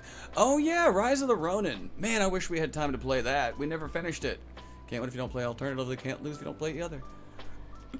I did not yesterday looking for a quote. Good, more new goose. Oh, goose. Can't remember how many quotes I made. A lot. So our horoscope says that things get good for us on Saturday.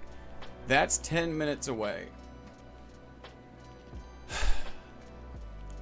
It'd be awesome to have a really good Saturday. Just saying. I know. If anybody is actually, maybe nobody will watch this video ever on YouTube, but if anybody watched and heard us come back from the bathroom and say something about horoscopes, you're allowed to laugh your ass off. We don't believe them, we just read them, and sometimes we talk about how much we wish that they would come true. Because don't you hear a horoscope that's like, life turns around for this so-and-so, and we're like, could it, please? Could we have a good one? Hey, Herp with the raid.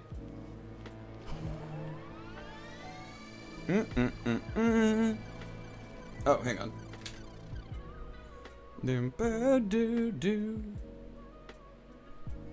What is up? Outlast. Oh, Outlast. Oh, crap.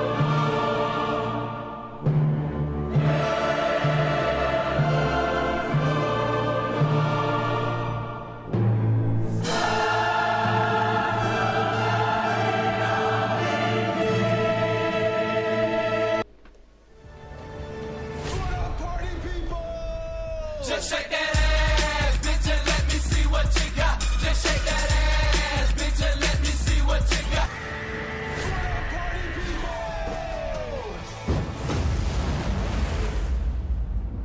So we're dipping with Outlast. Want to get some horror in for Friday the 13th. Nice. We're getting horror in from the gameplay mechanics of Dark Souls. We're making a guide. We're doing our DS1 guide. Oh wait, did I even put that? I put that in the title, right? Friday 13th, the Sunday Theater Marathon. DS1 live, any percent hitless. Yeah. Okay. No, I couldn't remember. How far did you get in Outlast? Have you seen the big old swinging dicks yet? The big crazy swinging dicks? Anybody who might be watching this run? Anybody who might be watching this run? We are going to take a break, talk to our friend who raided us. So, feel free to skip forward until you see us start moving again. Just got past the Dick Twins. The Dicklemint Twins. We're gonna freshen our drink.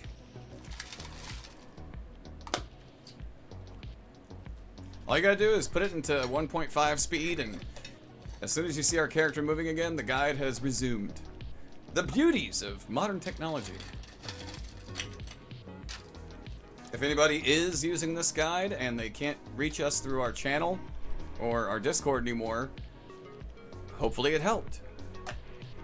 Them things were swanging. We're here doing flares with my pellet revolver. Doing flares with my pellet revolver. You're gonna need to explain that. What do you mean flares with your pellet revolver? We're finally drinking our watermelon grape watermelon? We're finally drinking our watermelon grape 3D. Hey, 3D, if you want to give us a sponsorship deal before tomorrow night, because after tomorrow night, you know, we have no idea what's going to happen. But if somebody wants to hit us with some sponsorship before then, you know, quickly, Venmo, whatever. Spinning it around via the trigger guard, empty of course. Oh, what? I thought you meant pellet revolver in a game. You're actually playing with a pellet revolver in real life. Gotcha. I thought you were playing Monster Hunter or something. Oh, a pellet revolver. Huh. That's interesting. That's very interesting. Let's make sure that we didn't forget anything in our inventory. So, not a lot of people do what we're about to do. But we do it. We do it for souls. We do it for setup. We do it for consistency. We're gonna talk to Frampt. Let him eat us. Calm. Calm. Technically has a double safety due to it being a gas-powered one, so it's not only empty but has no gas in it. That's good. You don't want to gas shot yourself in the head. We're gonna go ahead and activate this thing. Play Resident 2 with a single-player game, but I wanted to play something that's hard to get lost in. Harder to get lost in. Oh yeah. We have no idea what we're gonna play after this. It took us forever to decide what we were gonna do to start the stream, especially after we got platinum on Code Vein 2 last night. Okay, so now you guys saw us pick up those coins earlier. We're gonna do some inventory clearing. We are gonna feed him the 5 silver coins. That's 15K. There you go. 20,000 for free. We're gonna get rid of the Astora Straight Sword, the Lightning Spear, the Gargoyle's Halberd, Gargoyle Shield. Might as well get rid of that. Alright, you're all clear. Get rid of all that crap. And then we have 75K. Should be good to go. So what we're gonna do now, preparatory stuff, we are going to reinforce the Blacksmith Giant Hammer. +4.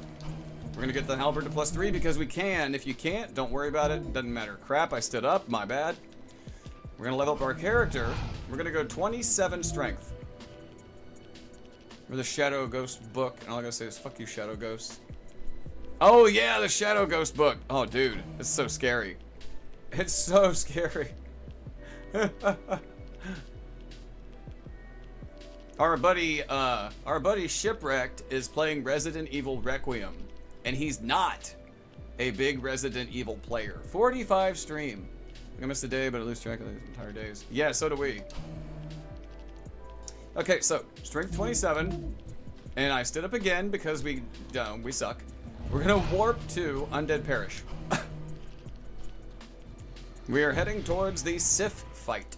Again, everything that we're about to do is very intentional.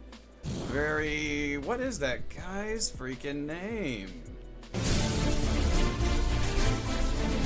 And his name is John Cena! He's gonna get in the ring and put boots down. Aha! We threw off the curve, like on our penis. All right, we're gonna go down here. Gonna go down, down, down, down. Just watch out for your big old... Oh no, he got it back. He got the anger rat back. I was wondering if an emote. The rat is back. All the rats. Just run past that guy. You've already done it once. Okay, so Treeple. You're gonna have one of the Treeple running at you. Don't worry about him. Lock and slap. Now, if you can get a purple moss out of this, that's fine. If you don't, doesn't matter. Does not matter. Purple moss, not necessary, not needed, not useful. Anyways, we guide him back to us. We don't want to go flying off a cliff. We whack him. I didn't mean to do that. And we got a purple moss, so cool, we got one, but we don't need it. Now, what we're going to do is, we're going to put on our helmet. Get off me. Get off me. We're going to go around this rock. We're going to stab this guy. We're going to do a quick turnaround, and we're going to whack that guy. There you go.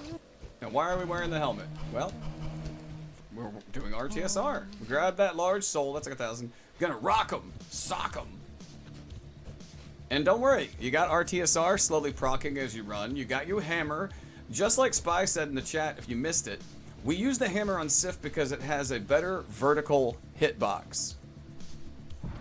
Especially as a running, and it's more like a diagonal hitbox, but it's diagonal, vertical. It's technically the X-axis and the Y-axis. And we're gonna stick to the left over here, not too close to the cliff. Just don't overly slow down. Never stop moving.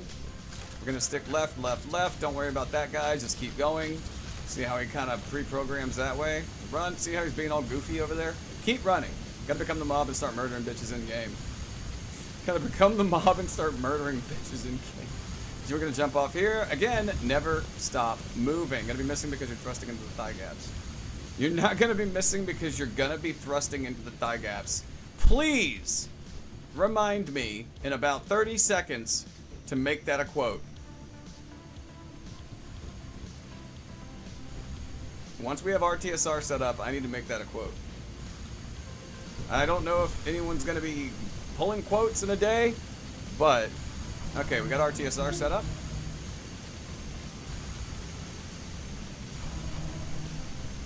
All right, we're going to take a little moment, everybody, and we are going to add, on the off chance that people are still pulling quotes after tomorrow night.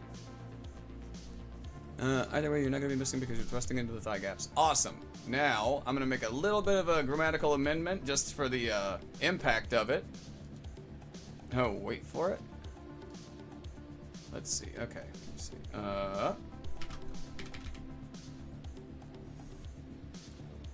And then. Perfect.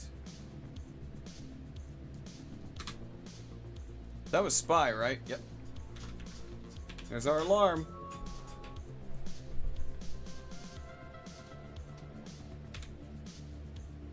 And good to go. Now I've got 2 quotes. That one's so out of context, it's beautiful. Oh, make a save.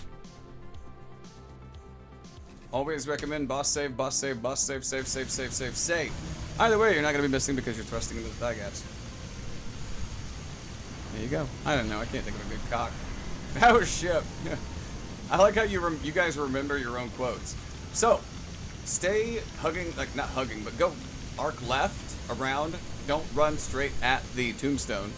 This is better, I think, for getting set up. So be a gift. Got one yesterday, and we'll get one today. Oh, that's cool. So we grab the ring from behind the tombstone, and then you go around it to trigger the cutscene for Sif. So, Sif is going to do jumps, watch out for jumps, but what I want her to do, and yes, we did just get staggered, watch out for that. Sometimes she will bug out, he will bug out, and just jump all over the place and stagger you. So roll left, run in, whack. Overfed these men. Don't run in on that, that's dangerous. And he'll do a running up, yep. Roll back, run up if that goes left.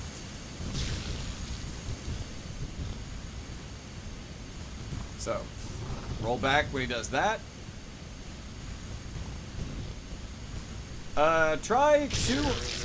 Sender, try 260. Try 260. Okay, so left, run in, get the smack. He's not going to land on you with that. That one's not going to stun you. Just don't try to run in on some of these more, see, left, smack, fight's over. You're good to go. It's very simple. Just be very careful. I'm trying to remember micro penis part. Oh. It's very simple, but when he starts jumping all over the place, it can become RNG if you're going to be able to not get hit. Because he can just everywhere. I have too much saliva. I have too much saliva. So we bone out. Remove the helmet. Now, this is what we do. Because we have the FAP ring on, we're going to break the FAP ring and put on Slumbering Dragon Crest. We are going to pop any souls we have on us. I didn't mean to do that. There we go. Now we're going to go ahead and level up very specifically yet again. We're going to go 14, 34. 14 to endurance, 34 dex. Now, dex is good. Dex is all set up. Successfully added. What? Zenless on 0. What? Successfully added Zenless on 0 quote. Huh? Number 156. That's a quote? That doesn't make any sense. Successfully added. What the hell? Why don't you go moisturize your throat? I'm proud of that one. I'm actually kind of proud of that one. Cock tarts? Those are for off stream. Oh yeah, Hilder added a bunch of quotes for us way back. Okay. So we got RTSR Slumbering Dragon Crest equipped. We leveled up. We're gonna go down here. Why don't you go moisturize your throat? I like that one. I thought we did pretty good with that one. So we're gonna run down here with the skeletons. Just run between them. Never stop moving, except grab this. And through this, keep moving, keep moving, keep moving. Move, move, move. Move, move, move. Move, move. You move, move. And then keep going. We're gonna go all the way down here to keep them off of us. And then the confusion started playing. Ah! Okay, we're gonna go around the corner and then back. Wait for the skeleton. If he does the jump, swap, swap, and then he's not dead. So again, keep moving. He's gonna resurrect because his stupid necromancer is still alive. And then R2 right into this corner. Face right into the corner, R2. If you miss, just do it again. You're pretty okay. Now you're gonna break through here. Do not slow down. Stamina here at the door. Break left. Watch out for this necromancer. If he lights up, get ready to roll. There you go. You see him light up, ready to roll. He could do it immediately. He could wait a second like he did right then. But if he lights up, you're good. You got time. You have time. You have a solid 1 to 2 whole seconds, and that's a lot of time. Fish-eyed bitch, get off my ass. Fish-eyed bitch, get off my ass.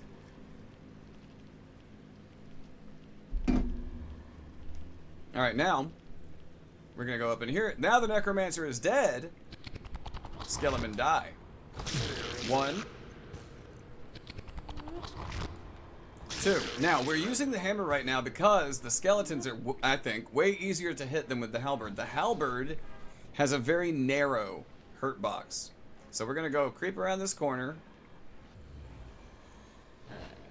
And we're gonna kill the necrophiliac. Now he's dead. Make sure he's dead. Make sure he's dead. We messed that up. Now we're gonna go up, see what he does, and bye-bye. We're gonna stand about right here. Shoot this guy to get his attention. He's kind of dumb. He'll probably turn around. There he goes. Put your melee weapon back on. See what he does. He might do the Power Ranger thing. And he's gone too. We're gonna step out again. Get this guy's attention. Try to focus him. See what he does. He's rolling. Hold his attention. And then come over here. And there you go. There you go. Alright. Now, we are going to run over here. Got the halberd back out because now it's okay to use. And we are looking down here. Wait for the skull to go away. Roll straight out. Spam it to get out of the way. Hit this doorway up. We're going to heal 1 time. Kind of wish I never found the 3. It's so good. We run all the way down to like these pillars because we're trying to prevent the possibility of any skeleton chasing us in. So we just wait. We're gonna let the helmet do a little bit of work for a second. It's not precise. We don't really precisely know. But if you get to like nearly the first notch, you can probably take it off. Unimportant because you can always use it to, you know, to proc. You're gonna anyways. So, come out here, watch for the red skulls, and we're gonna run down to this gap and drop. And there you go. Drop it. So now we're gonna stand here, look down here. You see that bone wheel right below you. Careful, careful, careful. Plunge. Now this guy's onto us, which is kind of crap. So what we do, I don't even know if it does anything, but we do it. We need that guy to forget about us. If you put a cremated family member in an hourglass, they could still be part of game night. Why do you have that wheel structure going? You're driving me nuts.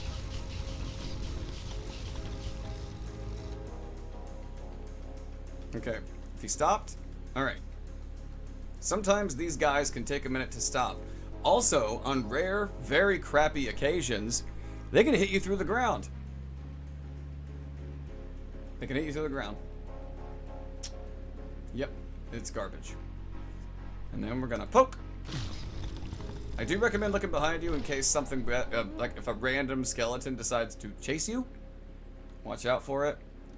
We're gonna go ahead and get into the boss room. We're gonna set up our TSR, set up, and then we're gonna go for pinwheel, see what our RNG is. So, I think the most effective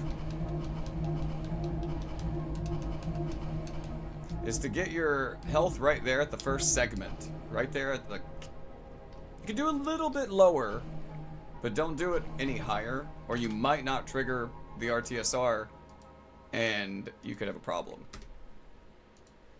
So we'll see what our RNG is on the drop into this room.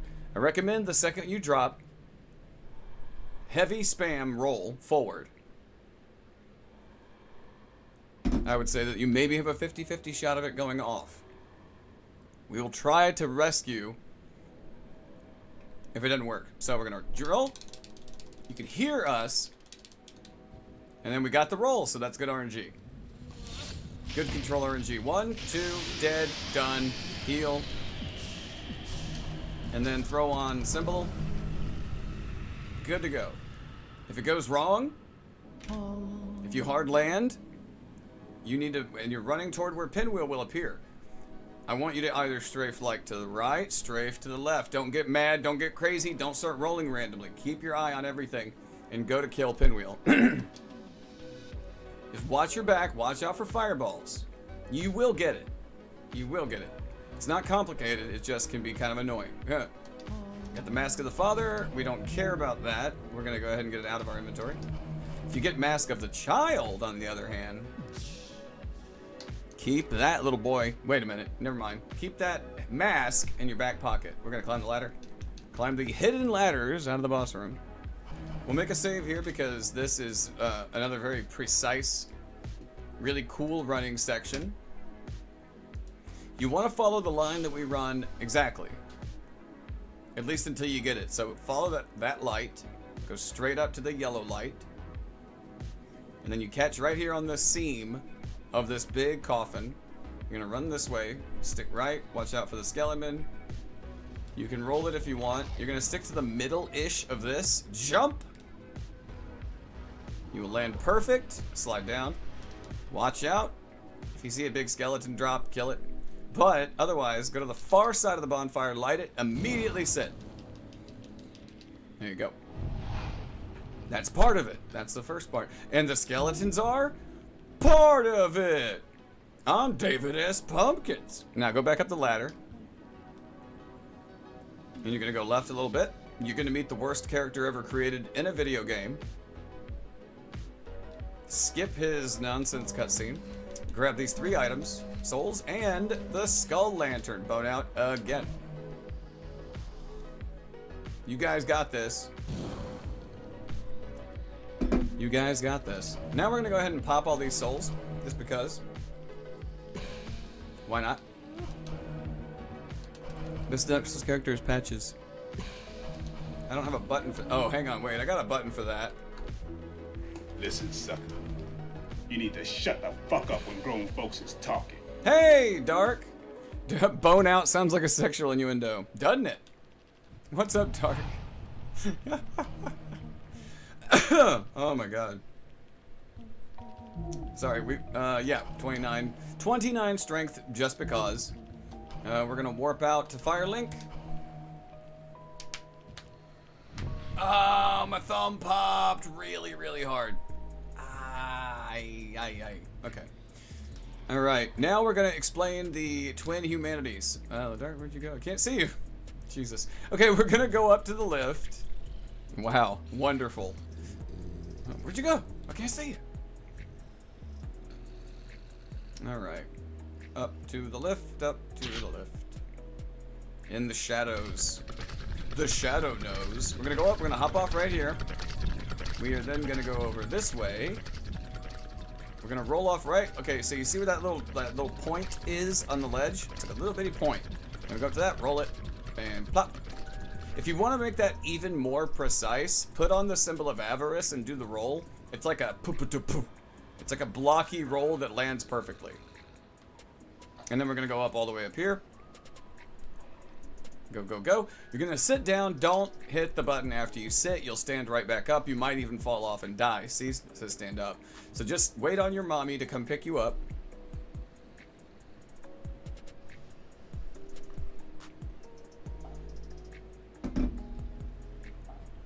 Just wait. If you're doing a no-hit run and you're practicing, you have to have patience. So, Have patience. You're talking to my guy all wrong. It's the wrong tone. Do it again, I'll stab you in the face with a soldering iron.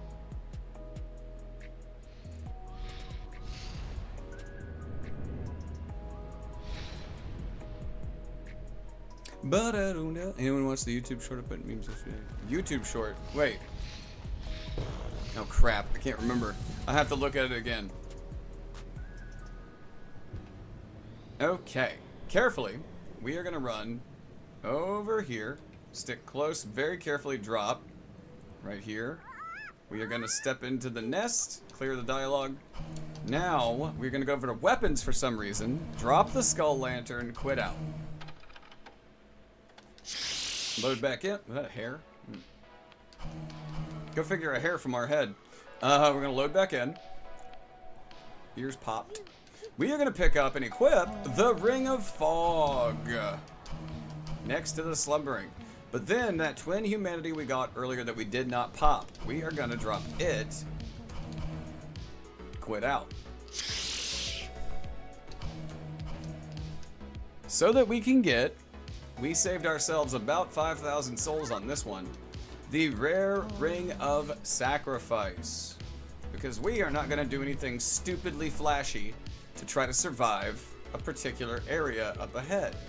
We're good to go. Now, we have Slumbering Dragon Crest Ring, Ring of Fog. We are set up for a run.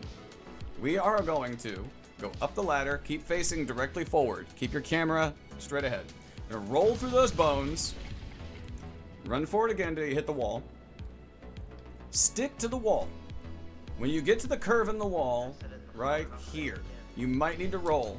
Listen for the dog. Listen for the bone dog. The bone dog. Try to go straight through here. Roll it just in case when you come out. Run straight ahead. Don't pay attention to what's on your right. Then, roll right. Stick to the right wall. Roll it if you need. You'll drop. Stick to the right wall again. There's going to be a ramp here. Go down the ramp, drop, turn, drop. It looks crazy. It looks intimidating, but should I start this item and got to go then log back in and be like, wait, I didn't know how to drop. Yeah, usually that's because of online message boards where the developers themselves will pose as players and they'll drop helpful hints so people don't get bored with the tedium of certain aspects of the games. I'm not saying that to be insulting. I'm saying it because it's a thing that developers do, and they've done it for a very long time. Most secrets that are incredibly obtuse are either found from data mining or members of the development team posing as players and posting it online. Reddit, message boards for Dark Souls. People have been doing it for a long time. Again, I'm not knocking it. It's helpful. But that is what happens. When something is as obtuse as how do you use this nest?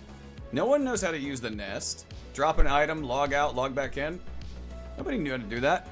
And they didn't just experiment with it. They were like, oh, let me try to see what happens. No. Come on, guys. You guys are smart, all right?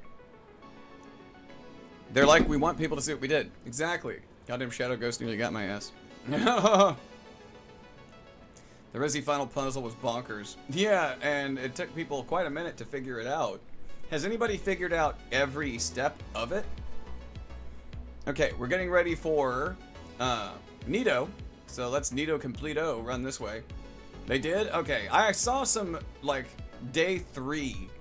So we're gonna run up here, follow this guy, don't start swinging at him yet, wait for him to stop.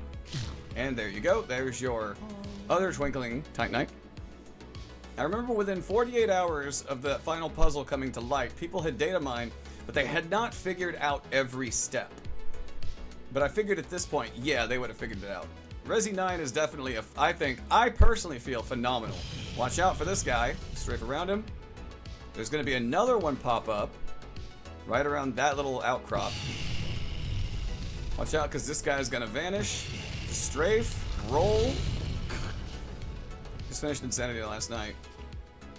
I hope you had a good time with the game, not the difficulty. I hope you had a good time with the game. So we're going to grab that big fat soul and we're going to wait here for a second and let everybody forget about us.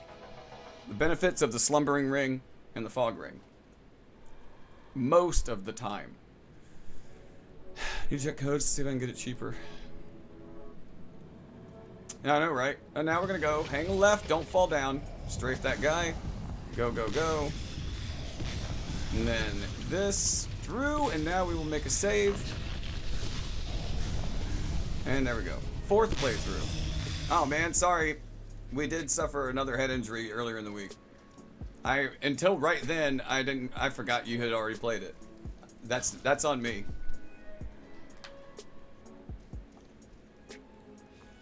Sorry, that bums us out every time we get reminded of it. I'm talking like our problem bums us out. Let me see. We're gonna make a save for Nito. Yeah, man. Nito is relatively cut and dry. It's not scripted or anything, but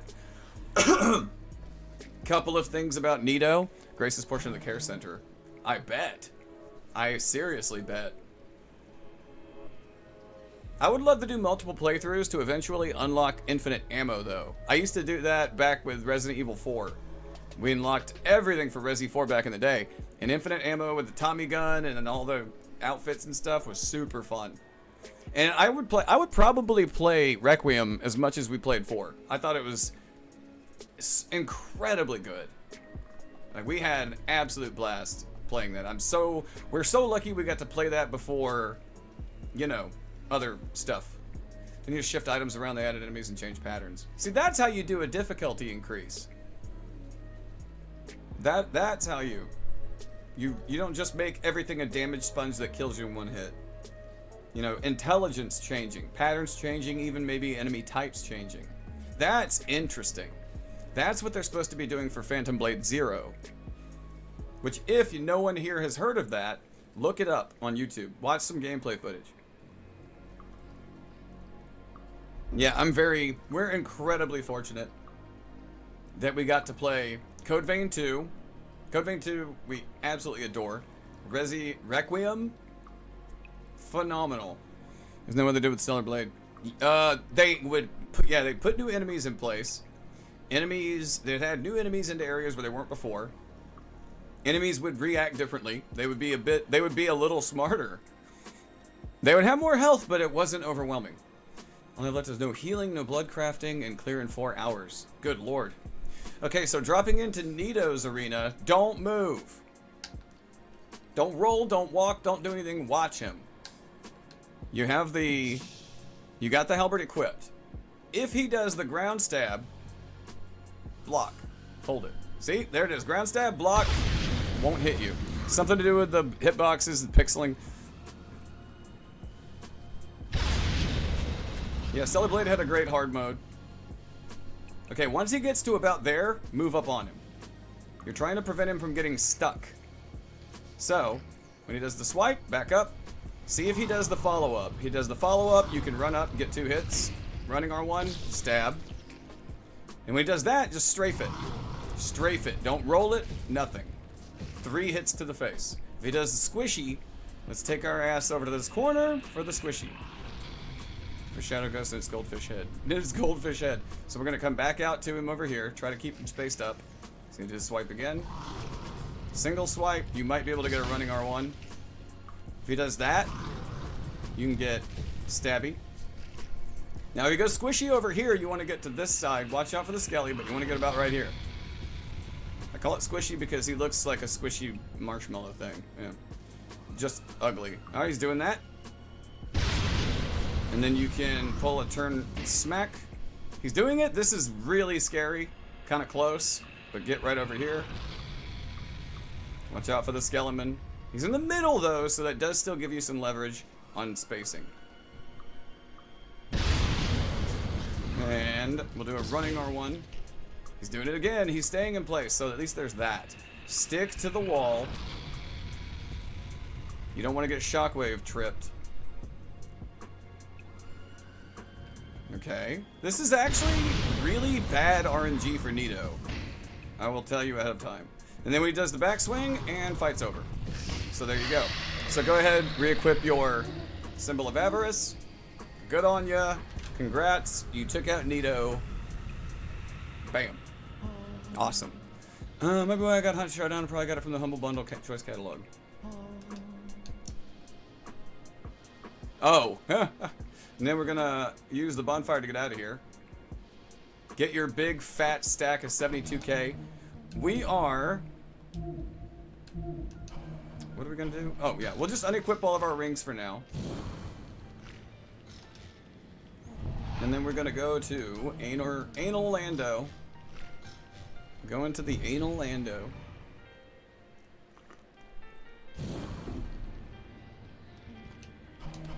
Now, we'll go ahead and pop that soul. Spooky, scary, craps. Yeah, no. Level up. We're gonna go 33, 15. 33 strength, 15 endurance. Now, for the rest of the run, you can put every point you get into endurance. Now, everything can go into stamina. You can keep yourself nice and secure. You can get a pretty fat stamina bar by the time you get to the final fight. I like it. I like a big fat stamina bar. I like a big girthy stamina bar. And it better not bounce or you're a dead motherfucker. No, unacceptable. Whoops. I'm David Pumpkins. Oh man, my alarm went off forever ago. I need to take our probiotic stuff. We got so caught up in the guide. We've been just like enjoying doing the guide. And we have no idea what we're gonna play next. Yeah, no idea what we're gonna. We downloaded. My biotics are messing me up. Are they pro or are they amateur? Ours are always messing us up. Too many gut health issues. Oh, pre, pro, post. Yeah, ours too. Literally equates to laxative. Yeah. But sometimes you want, other times not at all. So we do a jump, we do the R2, and do the R2 again. There you go. Shoot him in the face. To get to infield yet after the update. No, we have not gotten back to it just yet. So we're gonna switch back to the halberd, and we are gonna re-equip Slumbering Dragon, Ring of Fog. Now, I need to make a disclaimer about this setup. Okay, so effectively, what adding those rings together does is makes you invisible and impossible to hear, except sometimes. RNG dictates that enemies may become aware of you at the exact same rate that they used to. Or they may stand there stupidly dumbfounded and have no clue where you are. It is roll the dice. Why wear them? Because they will absolutely see you if you don't. So, please, wear the rings just because, but understand that Miyazaki's team are lazy. We're gonna run past this guy. If that guy moves quicker, roll. Just roll through towards his ass. And you'll avoid any potential weird hitboxes. Now switch to your bow. Get ready for this. Also, very, very careful here. Don't mess any of this up. It can really screw you. You want to step out to about here. Hidden body is about 90%. Yeah, and I think we learned that hidden body is really hard to get. Okay, so you're gonna unequip. Don't move. After you unequip the Slumbering Dragon Crest, don't move. There is a crystal min that's right next to you. So shoot the pillar here. You're now baiting everybody. He's gonna break that stand. Wait for him to get a little fire again, so he doesn't turn around. I'm gonna keep his attention. One more, and then move your bow down to here. Start shooting here. If you can get your stupid crosshair, there we go. Start shooting there. Get him over there, the guy on the left, the straggler. Then get you a shot up in here. I like to do 2 to get them all clustered up. Do that, and then immediately we're gonna put back on Slumbering, bring back out our halberd, and keep our ass moving. Now watch out for that. See that guy right there? Watch out for the channeler. You actually have a second that you can stop. You can pause, and you can go. You don't panic right there, and you're okay. You could run it and roll it. You could do that too. Not only kill the Hydra, but also a golden crystal golem to summon Descabula sealed by the spell from. Ah, yeah, right. Run past these guys. Run past them. As long as you do not stop, as Spy said earlier, never stop moving. Never stop moving. So now, what we're gonna do is unequip those. Put on the rare ring of sacrifice. Go no stop. Go no stop. Rare ring of sacrifice. Break the ticket stand. Break it. You can't roll through it. Don't mess that up the way I have. You cannot roll that thing down. You got to break it. Get it out of your way. It is a nuisance to run into. So you're going to go in here. And you're going to get this guy to notice you. Notice me! Okay. Come back, stand right here, and watch what he does. See what he does. Watch where he moves. Okay? Comes right at you. Just go around him. Sprinty sprint. Go no stop. Notice me, senpai! Now you're going to manage your stamina and wait for your crystal boy here. You got a crystal boy coming up. And there he is! And there you go. That's your +5 hammer. Go, go, go, go, go, go, go, Power Rangers. Go, go, go, go, go, go, go. We need to take my probiotics. We're running out of them, too. Running out of our probiotics. Kind of out of everything, but, you know. It's usually how it is. Wait for it! That's it, man. Game over, man. It's game over. Okay. So, and Spy popped up a fairly good point. Wouldn't this death count as a hit? It does not. That is a non-quotation marks. That is a scripted death. The only way to avoid it, I will repeat, the only way to avoid that so-called death is to do something pointless, unnecessary, overly flashy, and I dare say egotistical. Even in a no damage run, that is permitted to happen. It does not count against your run.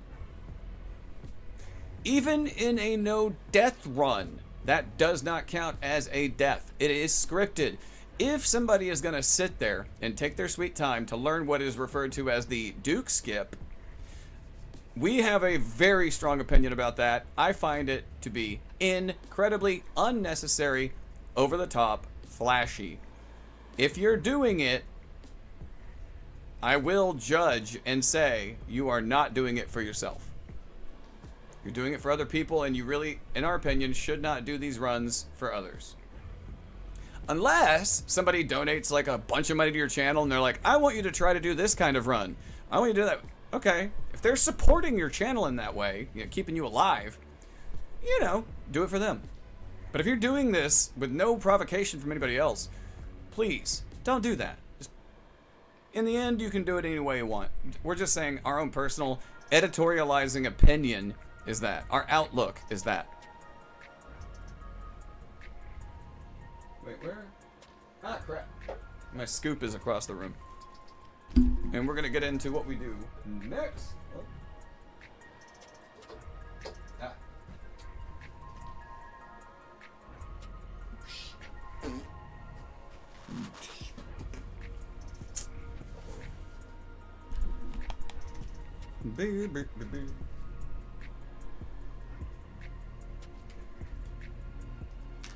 So hopefully, if anybody does in the future watch this guide, hopefully it's helped in some way. I really do. Glad I got that question out. Just the perfect moment. I mean, that's why we're doing these. We're not doing this. I mean, in a way, we are doing this guide for ourselves. In that, when you try to give advice that you feel is viable, that works, and somebody takes that advice and it works for them, it feels really good. It feels nice. It feels nice to have helped somebody. Oh, crap. Oh, we forgot to mix up our water.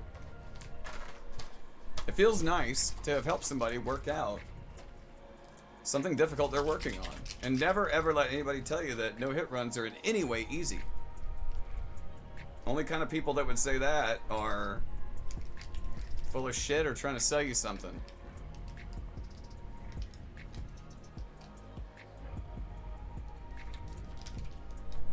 We are all out of whack.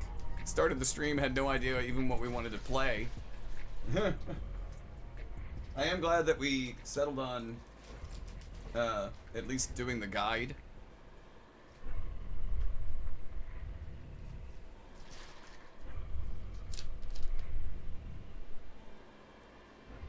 The other reason that we picked up the hammer from the giant has to do with the next boss. Now, you can do the next boss with the halberd. We're not going to teach you how to do that. We're going to teach you how to do it with a +5 blacksmith giant hammer. Those runs are by far the most difficult challenge runs to do. Subjective? I will still agree that it's technically subjective, only because I don't want people arguing with you.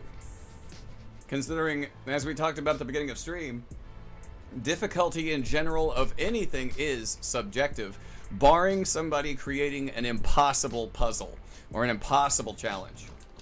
Impossible challenge will technically impose more rules like a weapon restriction. Yeah, so we like that. We whack this guy, grab his key, but we're gonna go ahead. We're gonna reinforce the weapon to 5. Bam, good to go. Get your homeward bone ready. We're gonna open the door, step out, cutscene, and then bone out.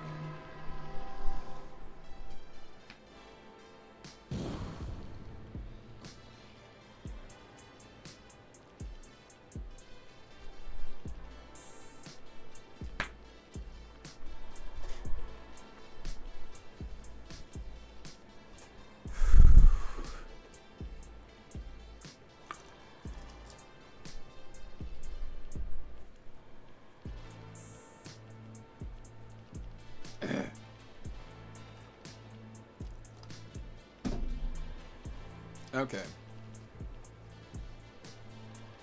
Alright, now, run out, run down. They're just gonna run past you. Don't worry about them. They are just gonna go, go, go. So manage your stamina. Don't worry, they're gone. Like, they are gone, gone. Look at them go. Look at them go.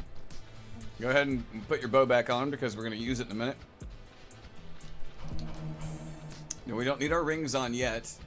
Rings aren't important for what we're about to do. It's a bit of a run. It's a little bit of a run. I don't know, maybe we will check out the new story segment of Arknights. Take a look at Tong Tong. And then shoot an arrow right there. Shoot an arrow right there. Wait right about here so you don't get dropped on.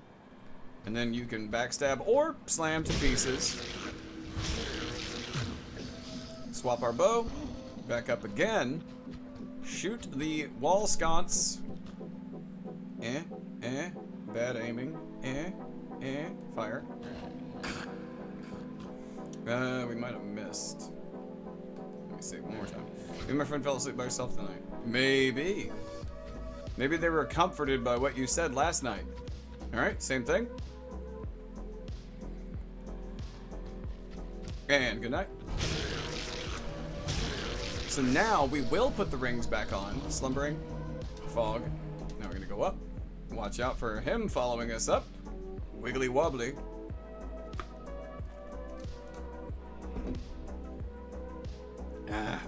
Now, run straight at homeboy here. Get ready. Hey-ya! Yeah. If it's a +4, that will take 2 hits. +5, 1 hit and quit. Use your homeward bone. Don't pay any attention to what that weird noise was that was happening there. Okay, we're gonna go back to the halberd for now. I love this next strategy coming up. Thank you to Nathan Savage Damage Twitch for this piece of advice. He would claim he got it from somewhere else, but it is invaluable, fantastic. It was the final strat that made us want to do another version of this guide. Climb to the top, don't worry. Open this. It's gonna seem like this is the most obvious thing in the world we should do. Still, countless times we did it the other way. Succeeded. Stop being spooked before bed. Huh? Playing the skin of your child in sound pack. Yes, yes, yes. Now we go all the way, go right. Hug, hug, hug, hug, hug. Hug it all the way to the corner, stop. Skin of your child in sound pack. You don't have to hang out as long as this, but I want to take a drink. Oh, God, we still feel sick as shit. Our throat's all messed up. We bit our tongue on the right side yesterday, and it still hurts. Okay, so, unequip, slumbering, and you're going to shoot an arrow right in here. And wait for it.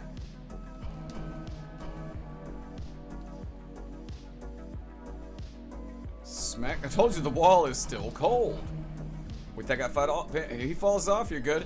The reason why we ran all the way into that corner is we were being chased by a crystal dickhead, and they can get you. So just keep moving through here. I would say get stamina back here, hug the right wall yet again, and then break left. Kill this guy and turn your camera around. This guy can chase you, but he can break away. Fucking hot guy's 90 degrees. Damn it. How dare you? And then remove the ring, hit that pillar, put it back on. Kill this guy. I'm in the corner and it's fucking hot because it's 90 degrees. 98 degrees! Alright, we're going up. Up, up, up. Don't worry about this guy. Just run straight at him screaming. It helps kill him quicker. Ah! There you go, see? And earlier we talked about back into the left. Well, we're going to try to back into the left for this guy. He couldn't hit you if he tried.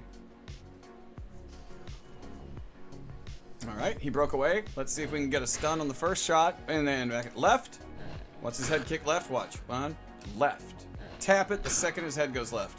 Left. Left. Ah, we did it early that time. Okay, left. We messed up, but we still recovered. Left. Left. Left. Early. My bad. And then dead. Screw him. Okay, so don't even worry about that guy. That guy's fine. All you're going to do is come over here, drop down, and then we're going to grab that. We're going to turn that pirate wheel looking thing. Come down here. This is safety strat upon safety strat. Now, unequip your slumbering, and you're going to fire an arrow right here. Wait for it. There you go. Talk about safety strats, huh? We're going to go ahead and put the hammer back on. Keep our bow equipped, though.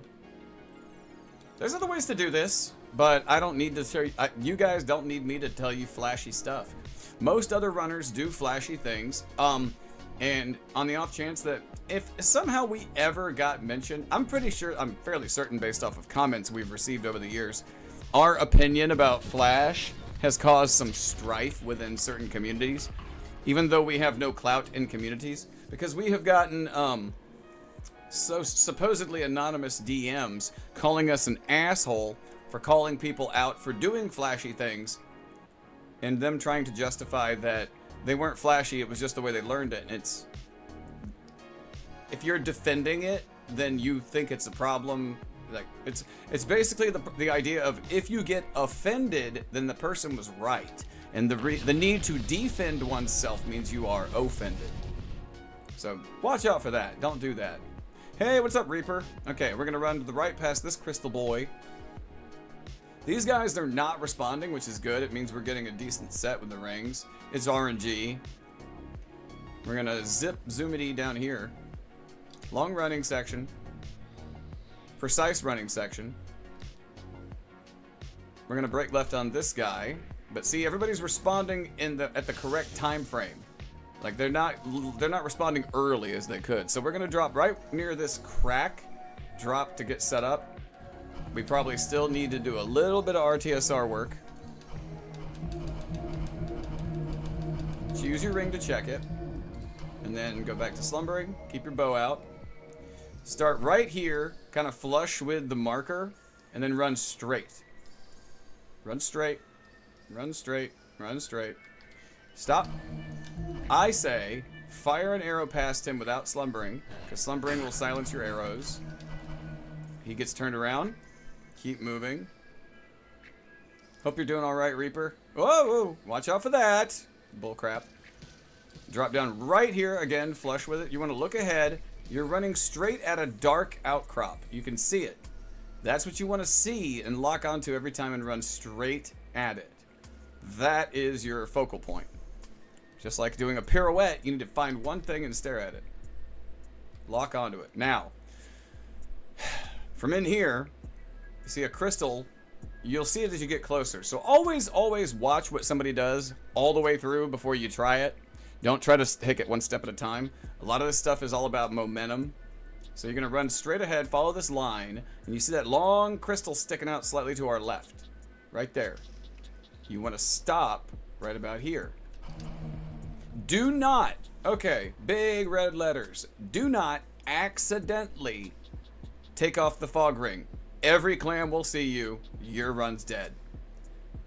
99%. If you're CBD, you could probably save it. But, you know, a lot of people, run's going to be over at that point. Take off slumbering. Fire an arrow right about here. Get their attention. You want to put one more right around here. And then get slumbering back on. And then you're going to hug the wall, hug the wall, hug the wall. And then stop right about here for the crease. Take it off again.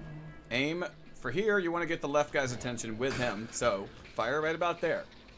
Watch some, sometimes I suck, sometimes I do stuff. Oh, yeah. And then I like to put one here to get them further up. And then, that's perfect grouping. I want to fire one right down the middle. Slumbering again. Now, we can move. Let's get ahead. We got our hammer equipped. We got our bow equipped. Cool. Right before we get into the boss room, we want to go RTSR back on. Now, you're immediately going to want a 180. Wait about 3, 2, fire. Switch back to your hammer. Two-hand, R2. R2. Stamina. R2. Game over. And there you go. You done did it.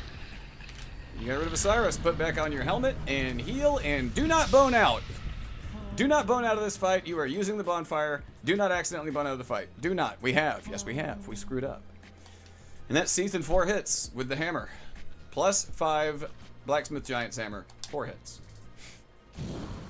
It's a good fight. When you end it in 4 hits.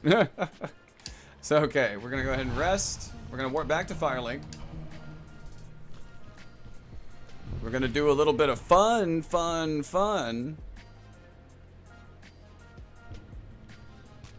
We're gonna do a little fun. Okay, let's go ahead and drop the headset. Take all that off. We're gonna unequip our weapon. We're gonna go over here. We're gonna lock up. We're gonna lock up a shortcut that we absolutely want for any percent. So there's Patches. Look, he's the most poorly designed character ever. He's a sadist. He's a sociopath. Look at his fucking face. It would be impossible to you. Would be impossible. Something that 99% of people cannot do. Theoretically. I say 99. Bye bye. Long, man.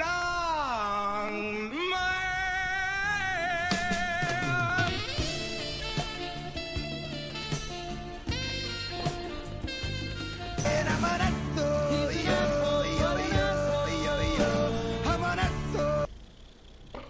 and then quit out.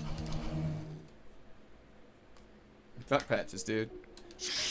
Load back in. We need his... The one thing that Patches doesn't have, we need. We need his humanity. We need his humanity. We've been very particular about gathering humanity this entire time. So we're going to go ahead and put our halberd back on. And then we're going to put back on Slumbering, Fog.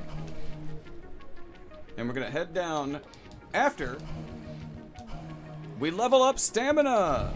Oh yeah, 19 points to stamina. Look at that. Look at that. Look at that bar move. That bar moves. It's so nice. Such a nice bar movement. Like fist only in Bloodborne and Amelia.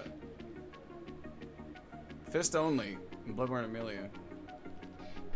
You mean no hit or in general? Because Lobos Jr. has done fist only New Game Plus 6 on Bloodborne. It wasn't hitless, but it was every boss fist only Bloodborne. NG plus 6, which is max on Bloodborne, I believe.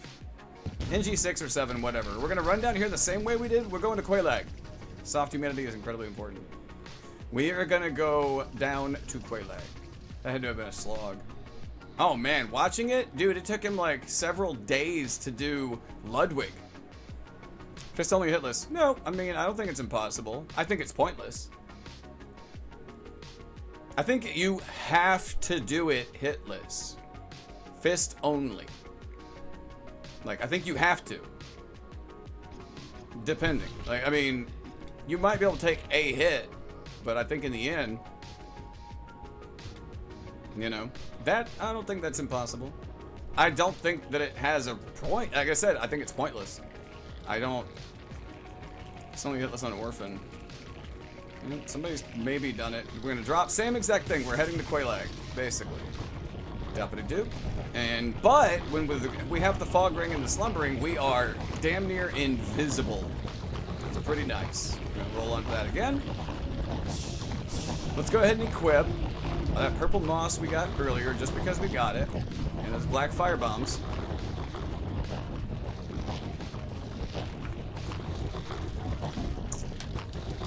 Move because there's somebody behind. Damn near, not totally. Yeah. Damn near, not totally. Most things in life are damn near, not total. Absolutes. Some of the only absolutes in life are that there are no absolutes. It's a paradox to a degree.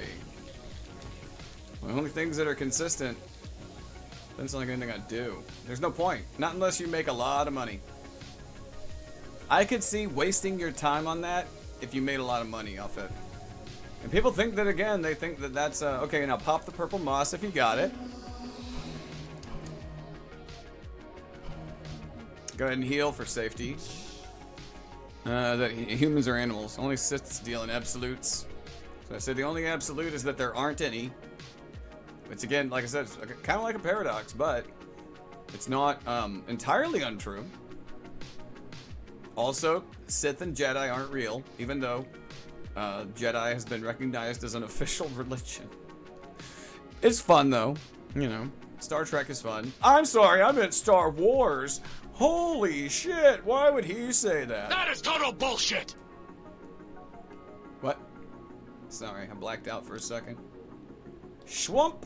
And then we're gonna pop this illusory wall. I don't know why I did that. We're gonna sit at a bonfire anyway. Say yes to this guy or you gotta kill him and all of his damn worms. But if you accidentally say no, you can quit out, reload, it'll reset him. But, you know. You know. You know.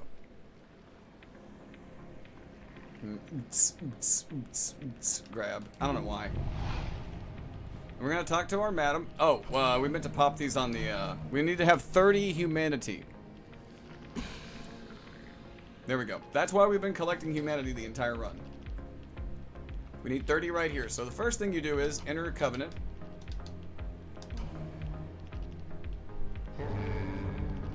Hey, what's up, Emperor? Hello there. And the next thing that we do is offer all 30 humanity. Which did not used to be this easy from back in the day, apparently. I didn't mean to do that, I was just trying to get rid of the thing. Sleepy. No, don't worry, we will bore the shit out of you. Leave it to us. Leave it to us and we will bore the shit out of you. Indeed. Barrel, barrel, barrel, barrel, barrel, barrel. Okay. Alright. We're relatively secure for most of this. We're partially invisible. We're quiet. These guys wouldn't attack you anyways. You're gonna hang left off of here. Prepare to die edition. You do the humanity one at a time. First time I ever watched a no-hit run, it was Hob doing Prepare to Die edition back in 2016 on YouTube. And he had to pop every single one. He even had like a whole spiel for him doing it. Alright, we're gonna drop here. Didn't get the damage cancel. Coping with my message. Okay, we're gonna equip the hawk ring for the bow reach. And I want you to stand right about here on the ledge. And you're gonna aim at the stalagmite nipple. Fire! And then wait. You can go ahead and put slumbering back on. And let him fall off. Copying my message. Said the same thing without even knowing the other did until just now. Right? It's kind of like when we say the exact same thing that you guys are typing as the message appears. And we're like, well, okay. Mine was clearly first. Clearly first by a picosecond. So yeah, hug the wall, as of course. The wall's cold. The wall's cool. The wall feels good. Hug the wall. Hug the wall. Make a song. Hug the wall. Write a song. Hug the wall. Grab the soul. Don't even look at that big ass worm. Go through here. Watch your ass. Okay, I'm gonna go over here. This is not a statue. Just FYI. Don't get slapped. Don't get slapped. That is total bullshit. Don't bullshit me. Bullshit. Bullshit. Bullshit. Bullshit. Bullshit. Okay, we're gonna put the hawk ring back on again. Don't pay any attention to whatever just happened. And we are gonna shoot this guy in the face, or the butt, or the balls, or whatever. Shoot him, and then we start shooting down here. We start trying to pull focus. Start trying to pull focus. Down, down, down. Come on.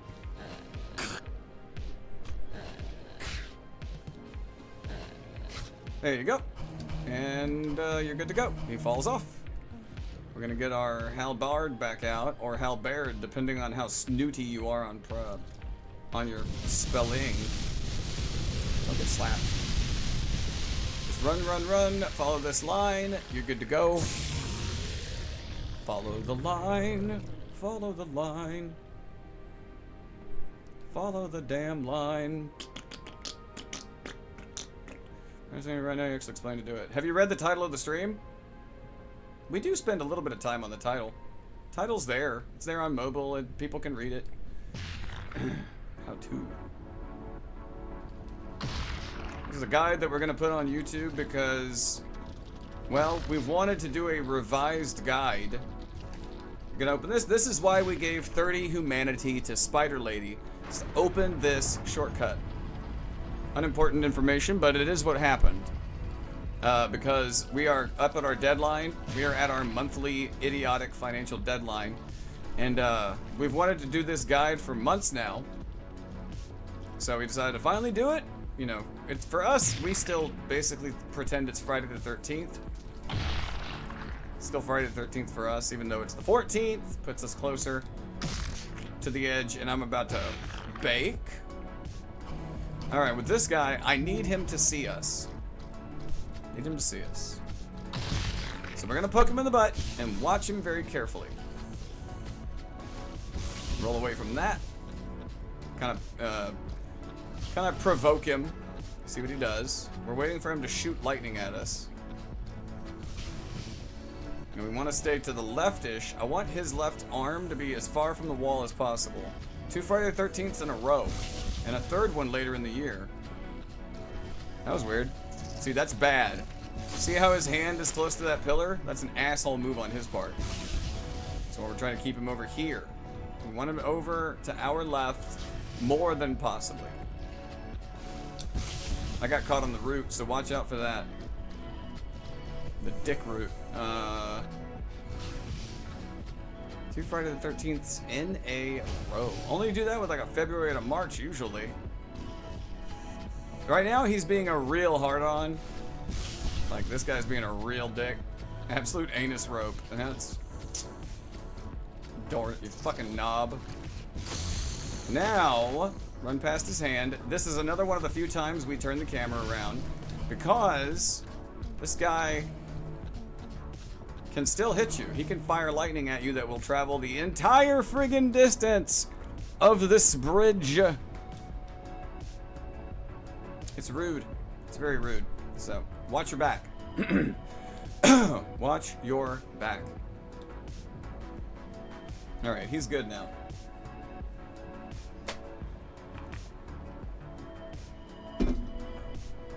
An absolute anus rope. That's a new one on me. So, slumbering and... yeah, slumbering and fog. Keep running through here. You got a lot of these idiot statue, dragon, demon, fuckhead, whatever they are. You got a lot of those guys. Demon souls, dark souls, derpy, derpy, derp, derp. Alright, let's go. We're gonna go through here. We will make a save in case things go strong. Let's make a save. Let's get our bow out. Get our bow out. We will take our rings off. Make a save. Just so that you guys can see us more clearly. Alright. Black firebombs ready. Bow ready. And drop.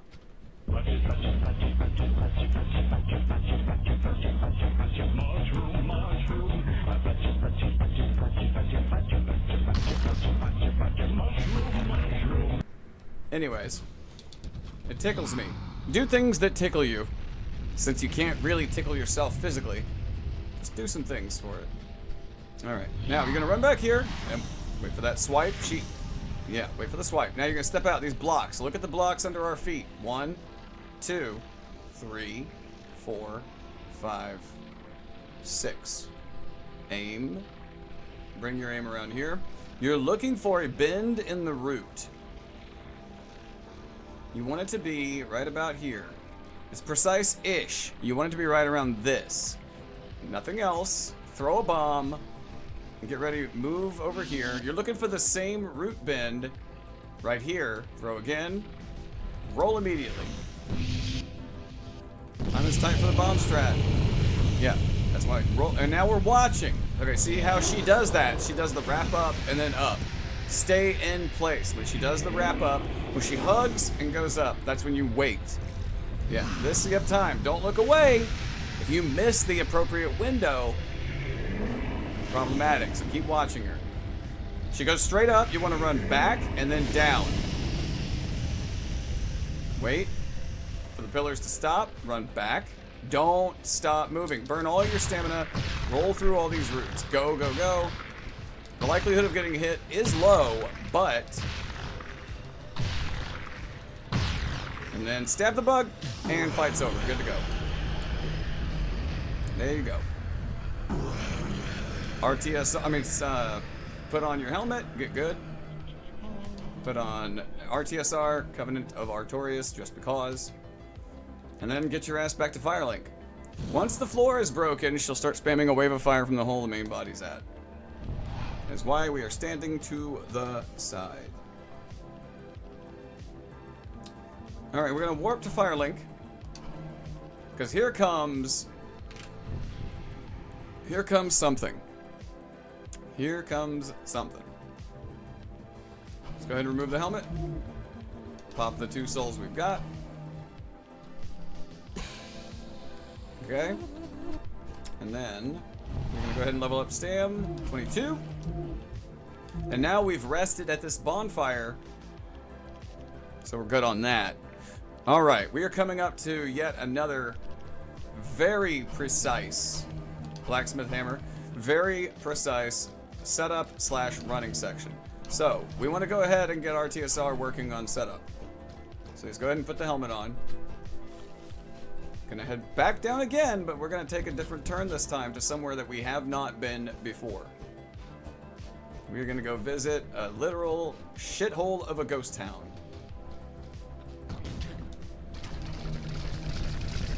Badger, badger, badger, badger. That is stuck in our head now, big time. Yeah. We haven't made terrible time on the guide. Alright, go ahead and just throw yourself bodily over the side. Boom. Just get your health knocked down a little bit. And as you've seen us do a few times before, when you see us quick cycling the helmet on and off, that is to speed up the health loss. So just remember that's the thing you can do.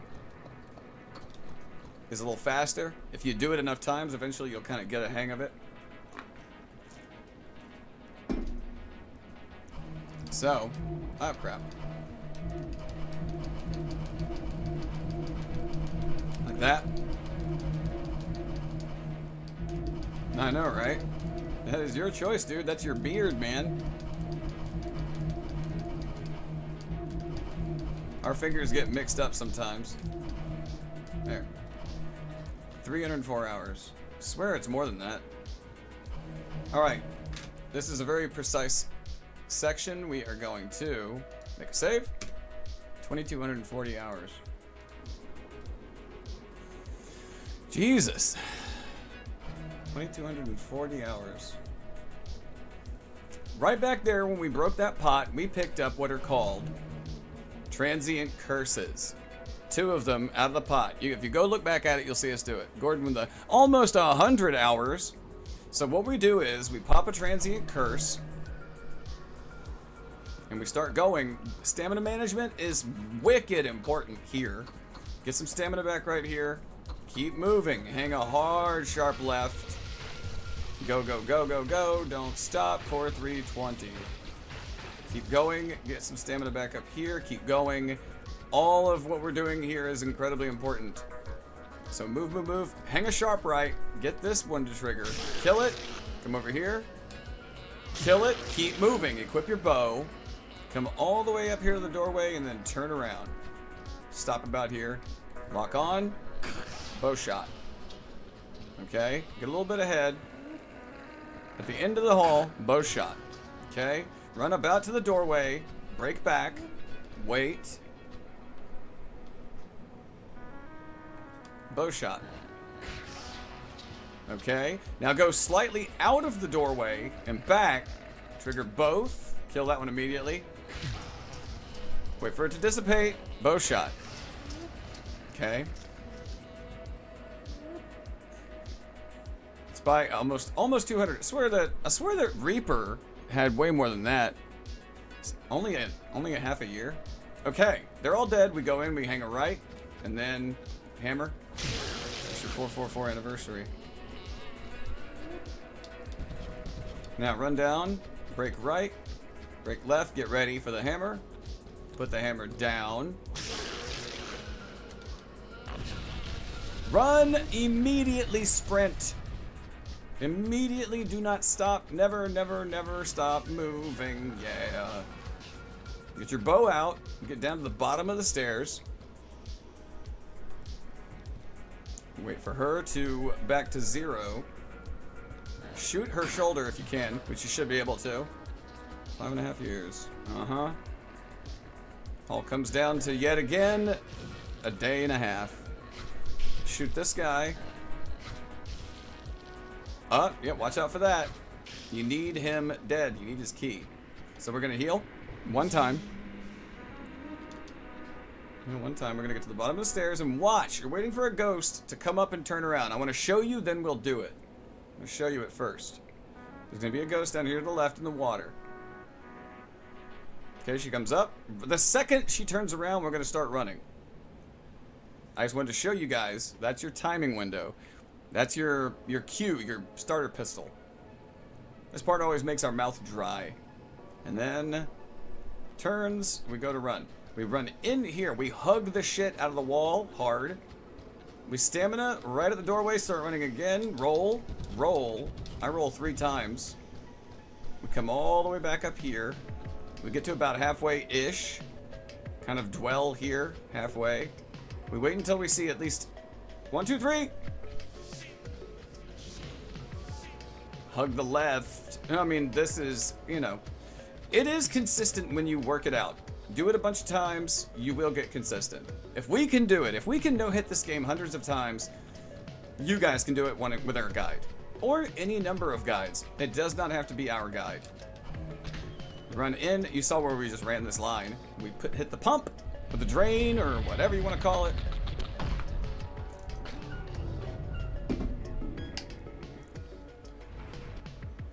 No need to see that. So now, we're going to come out here.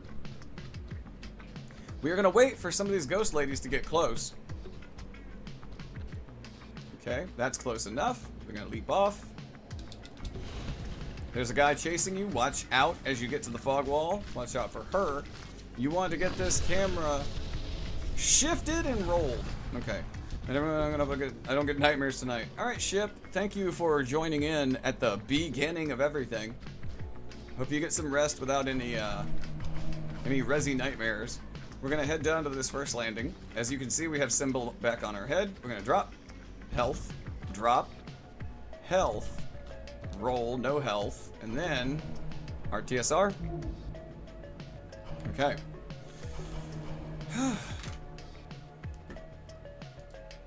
Now we're gonna play the waiting game when it comes to 4 Kings. No need to watch any of the cutscenes, because if you're here to learn about how to do this, when it's undoubtedly beaten the game a dozen times or so. And if you haven't, then skip the cutscenes either way, because they're not important toward a no-hit run. The only thing to remember is, coworker answered to dipshit but not his name. Hey, dipshit! Coworker answered to dipshit but not his name. That's pretty great. That's pretty great. Maybe they didn't answer to it. Maybe they just responded because somebody screamed out dipshit. Okay. All right, so to drop in, you want to be like right here. You want to be sitting like right here. So what we're going to do is, actually, for ease of view, we are going to put those arrows down. We are going to grab the arrow. We're going to set it on drop because you can still move during the menu. We are going to double make sure. Okay, never mind. We are going to drop an arrow and start moving this way. Have your homeward bone ready. Dipshit. Oh, okay. You're going to start heading towards it. Let's see what happens. Okay. 1 hit. Okay. 2 hit. 3 hit. Okay. Roll it. And then 4 hits. And then 1, 2, 3, 4. Get all those hits in. Look for your item if you can see it. Sometimes you lose sight. Look for the king.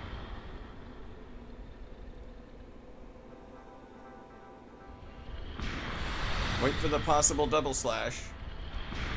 Again, same thing. 1 hit. 2 hit.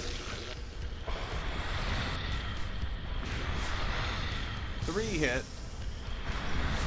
And then full stamina. 1, 2, 3, 4. There's our item. We kind of want to head this way to its left-ish. Hard to... It's... I didn't turn to look because I'm a bitch.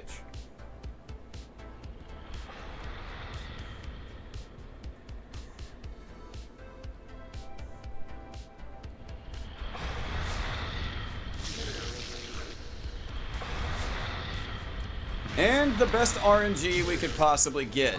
That is the best 4 Kings RNG that you can get. Hands down. I will explain what bad RNG is. You don't need to see it. I can explain it. You will get it. I guarantee. I will sit here for a minute, put on Symbol of Avarice. I will explain to you precisely what the other way this can go is. There is an attack they can do. When you see one of the kings shift and then throw a single projectile, bone out of the fight, period. If you're trying to do this fight hitless and you see one of the kings throw a single projectile out, bone out of the fight, and then come back, do it again. Or, oh, I ran out of the homeward bones. At this point, if you've been leveling up the way that we've been leveling up, you will no longer need any of the souls on your person. So equip the dark sign, have that in your inventory, have it ready. We have spent 45 minutes running back to the fight. Now what I am gonna do is, I'm gonna show you how to get back to the fight. So, okay. Basically just imagine that happened, we had to bone out. That was incredible luck. So we would be boning out to Firelink Shrine either way. So we're going to make a save, and we're going to show you how to get back here the safest way we can to try again. So you would, in this case, you would have your hammer. You would also re-equip Slumbering and Fog. So we're going to make a distance save. I knew it would be the best luck we could have possibly had. I knew it. Okay, so with all that equipped, you want to run, because this is very specific. This is your projectile run back, not even an explosion. This is your projectile run back. This is running anytime you feel uncomfortable in Four Kings, bone out, mark out, whatever. Dark sign out, bone out. If you're uncomfortable, get out of the fight. You'll learn it. You'll learn. You will learn through experience what a bad, really bad Four Kings fight is. It's guaranteed. Again, this is the run back strat for if you have to bone out. It takes an average of like 3 to 5 minutes to run back, depending on, you know, we've timed it with our stopwatch. Around 3.5 minutes at a good clip. Don't worry, we're not a speedrunner. We don't really count it. Just keep going. Sometimes a combo with the explosion with the projectile afterward. Yeah. Yeah. Okay, so you have Fog and Slumbering. So right here, take off, hang it still sharp, sharp right. But this time, we're not going up the stairs. This time, we're going this way. We are going to jump off. We're going to run up to these steps, but at the steps, we're going to walk. We are going to jog, not sprint. Jog, not sprint. Straight down this line. Follow that line exactly. Wait for the fog to dissipate. Backstab this guy.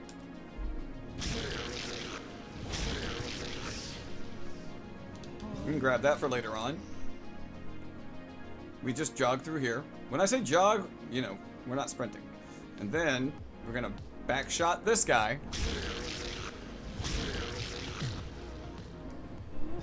So, we cleared them out. Back shots. We're gonna ride this up. And at this point, what I would do is, for safety, I would equip the Covenant ring, but leave the Fog ring on. Come up here. And then when I wait here, because the ghosts can see you when you're obscured. So you want to see the ghosts get kind of close. Okay, that's close enough. We would run, jump, and then you would come down here, back to the fog wall. You would roll left out of the fog wall, get yourself out of the way. You would set up RTSR, come all the way in here, set up RTSR. And you would drop, you know, you would drop. Those first two drops hurt you, the third one doesn't. And there you go. You're set up, you're ready, get RTSR, and make sure before you drop in, you have RTSR and Covenant of Artorias equipped. This is the run back route. It's safe, as long as you follow it. It's safe, effective, and it works. You just have to be patient. Bonfire spawns right into the stairs. Yeah, like right in the middle of where you land. Okay. Now we're gonna get ready for the final encounter, the final countdown.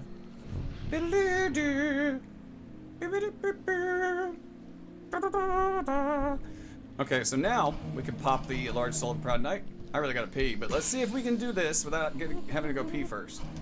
Equip your Crystal Halberd.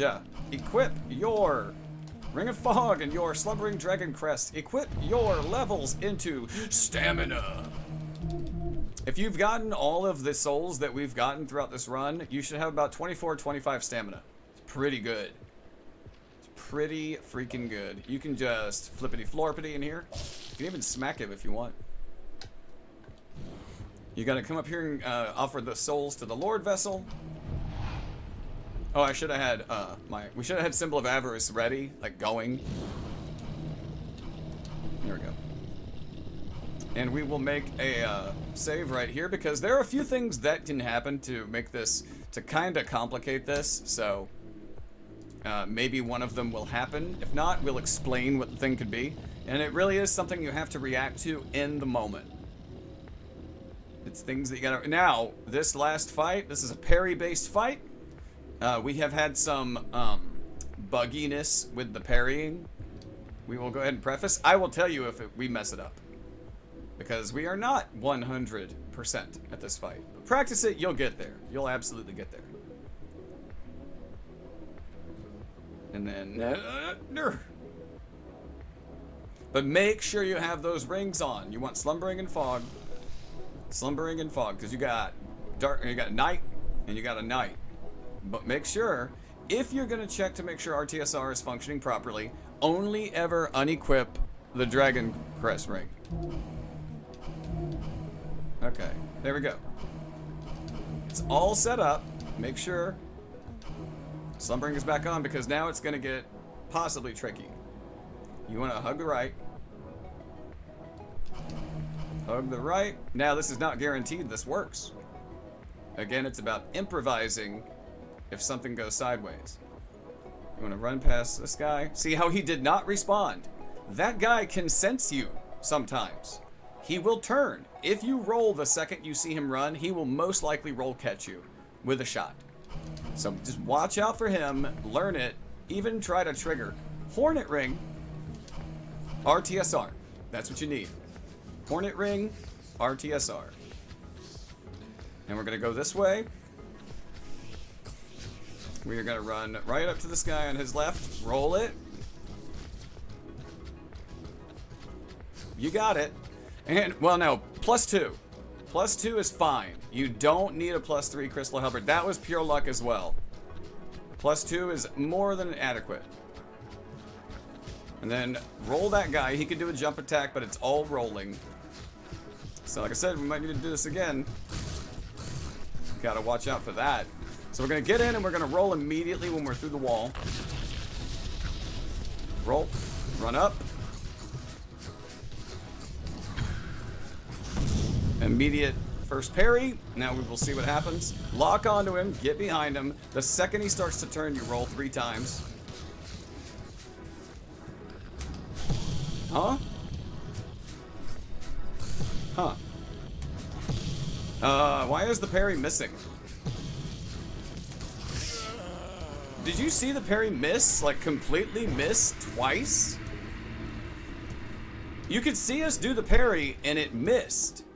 Twice, at close range. I've never seen that.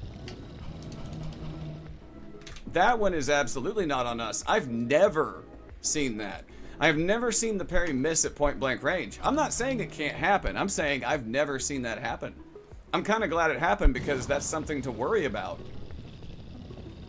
That is absolutely something to worry about. We can't make a save right before Gwen because that's way too, like, the timing's too tricky. So we gotta do the run back in. Yeah, I don't really know what to tell you about that. I've never had him land right in front of me, miss hitting me, and the parry fails.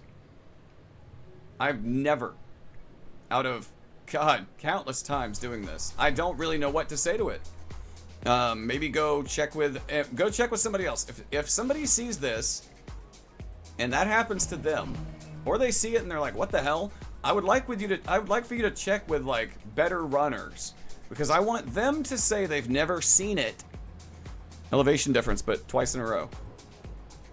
I would like to hear somebody who's never seen it happen watch it and be like, "Well, he did something wrong." Nope, guys. And then we tried it twice. Yeah, I don't know. I wish I could explain that. That's one of those Dark Souls things. It's just poor game design. Some people get really offended by that. Let's see, is he gonna notice us? Senpai did not notice us. Elevation differences, but it was twice in a row. Yeah. And then the final parry completely failed, which didn't make sense. It was a close-up parry. So again, boost critical attacks. Hornet Ring. Red Tearstone Ring. We will take 2 on this.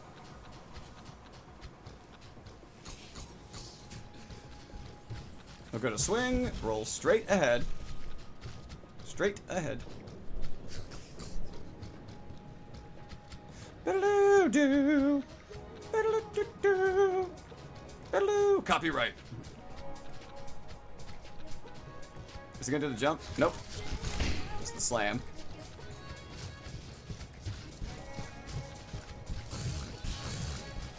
He can do a stab or he can do that swipe. Okay. Roll through it. High jump, low jump, double miss. Thank you for clipping that. I want to post that on TikTok. And then 1, 2, 3 rollbacks. Wow. Okay, we recovered that time. I don't know what to tell you about that. I really don't know. It missed again. And then stab him in the back. So 2 parries, parry, back up, parry, not backstab, but stab in the back. Friend finally did it. Blocked all X's too. Ah, nice. Very good to hear. Okay, that is effectively how you do. Now that makes me very nervous. I've never seen that happen, but we have until about midnight tomorrow night. We got about less than 24 hours. I know that bar says 2 days to go, but it's the 15th. We set it for the 16th, I guess. Because sometimes our due date for shit is the 16th. They change that stuff up on it. Anyways, we're gonna stop. This is not gonna probably be part of it. Anyways, this is our version of Dark Souls 1. Any percent hitless, safety strats. Consistent, safe. It's what we like the most. We've done it countless times. Out of all the strategies we've used, this is our favorite. So, we have got to use the restroom. We're going to let credits roll. And hopefully, if anybody watched this, it helped. So, if you're watching this on YouTube, I hope you had a good one. And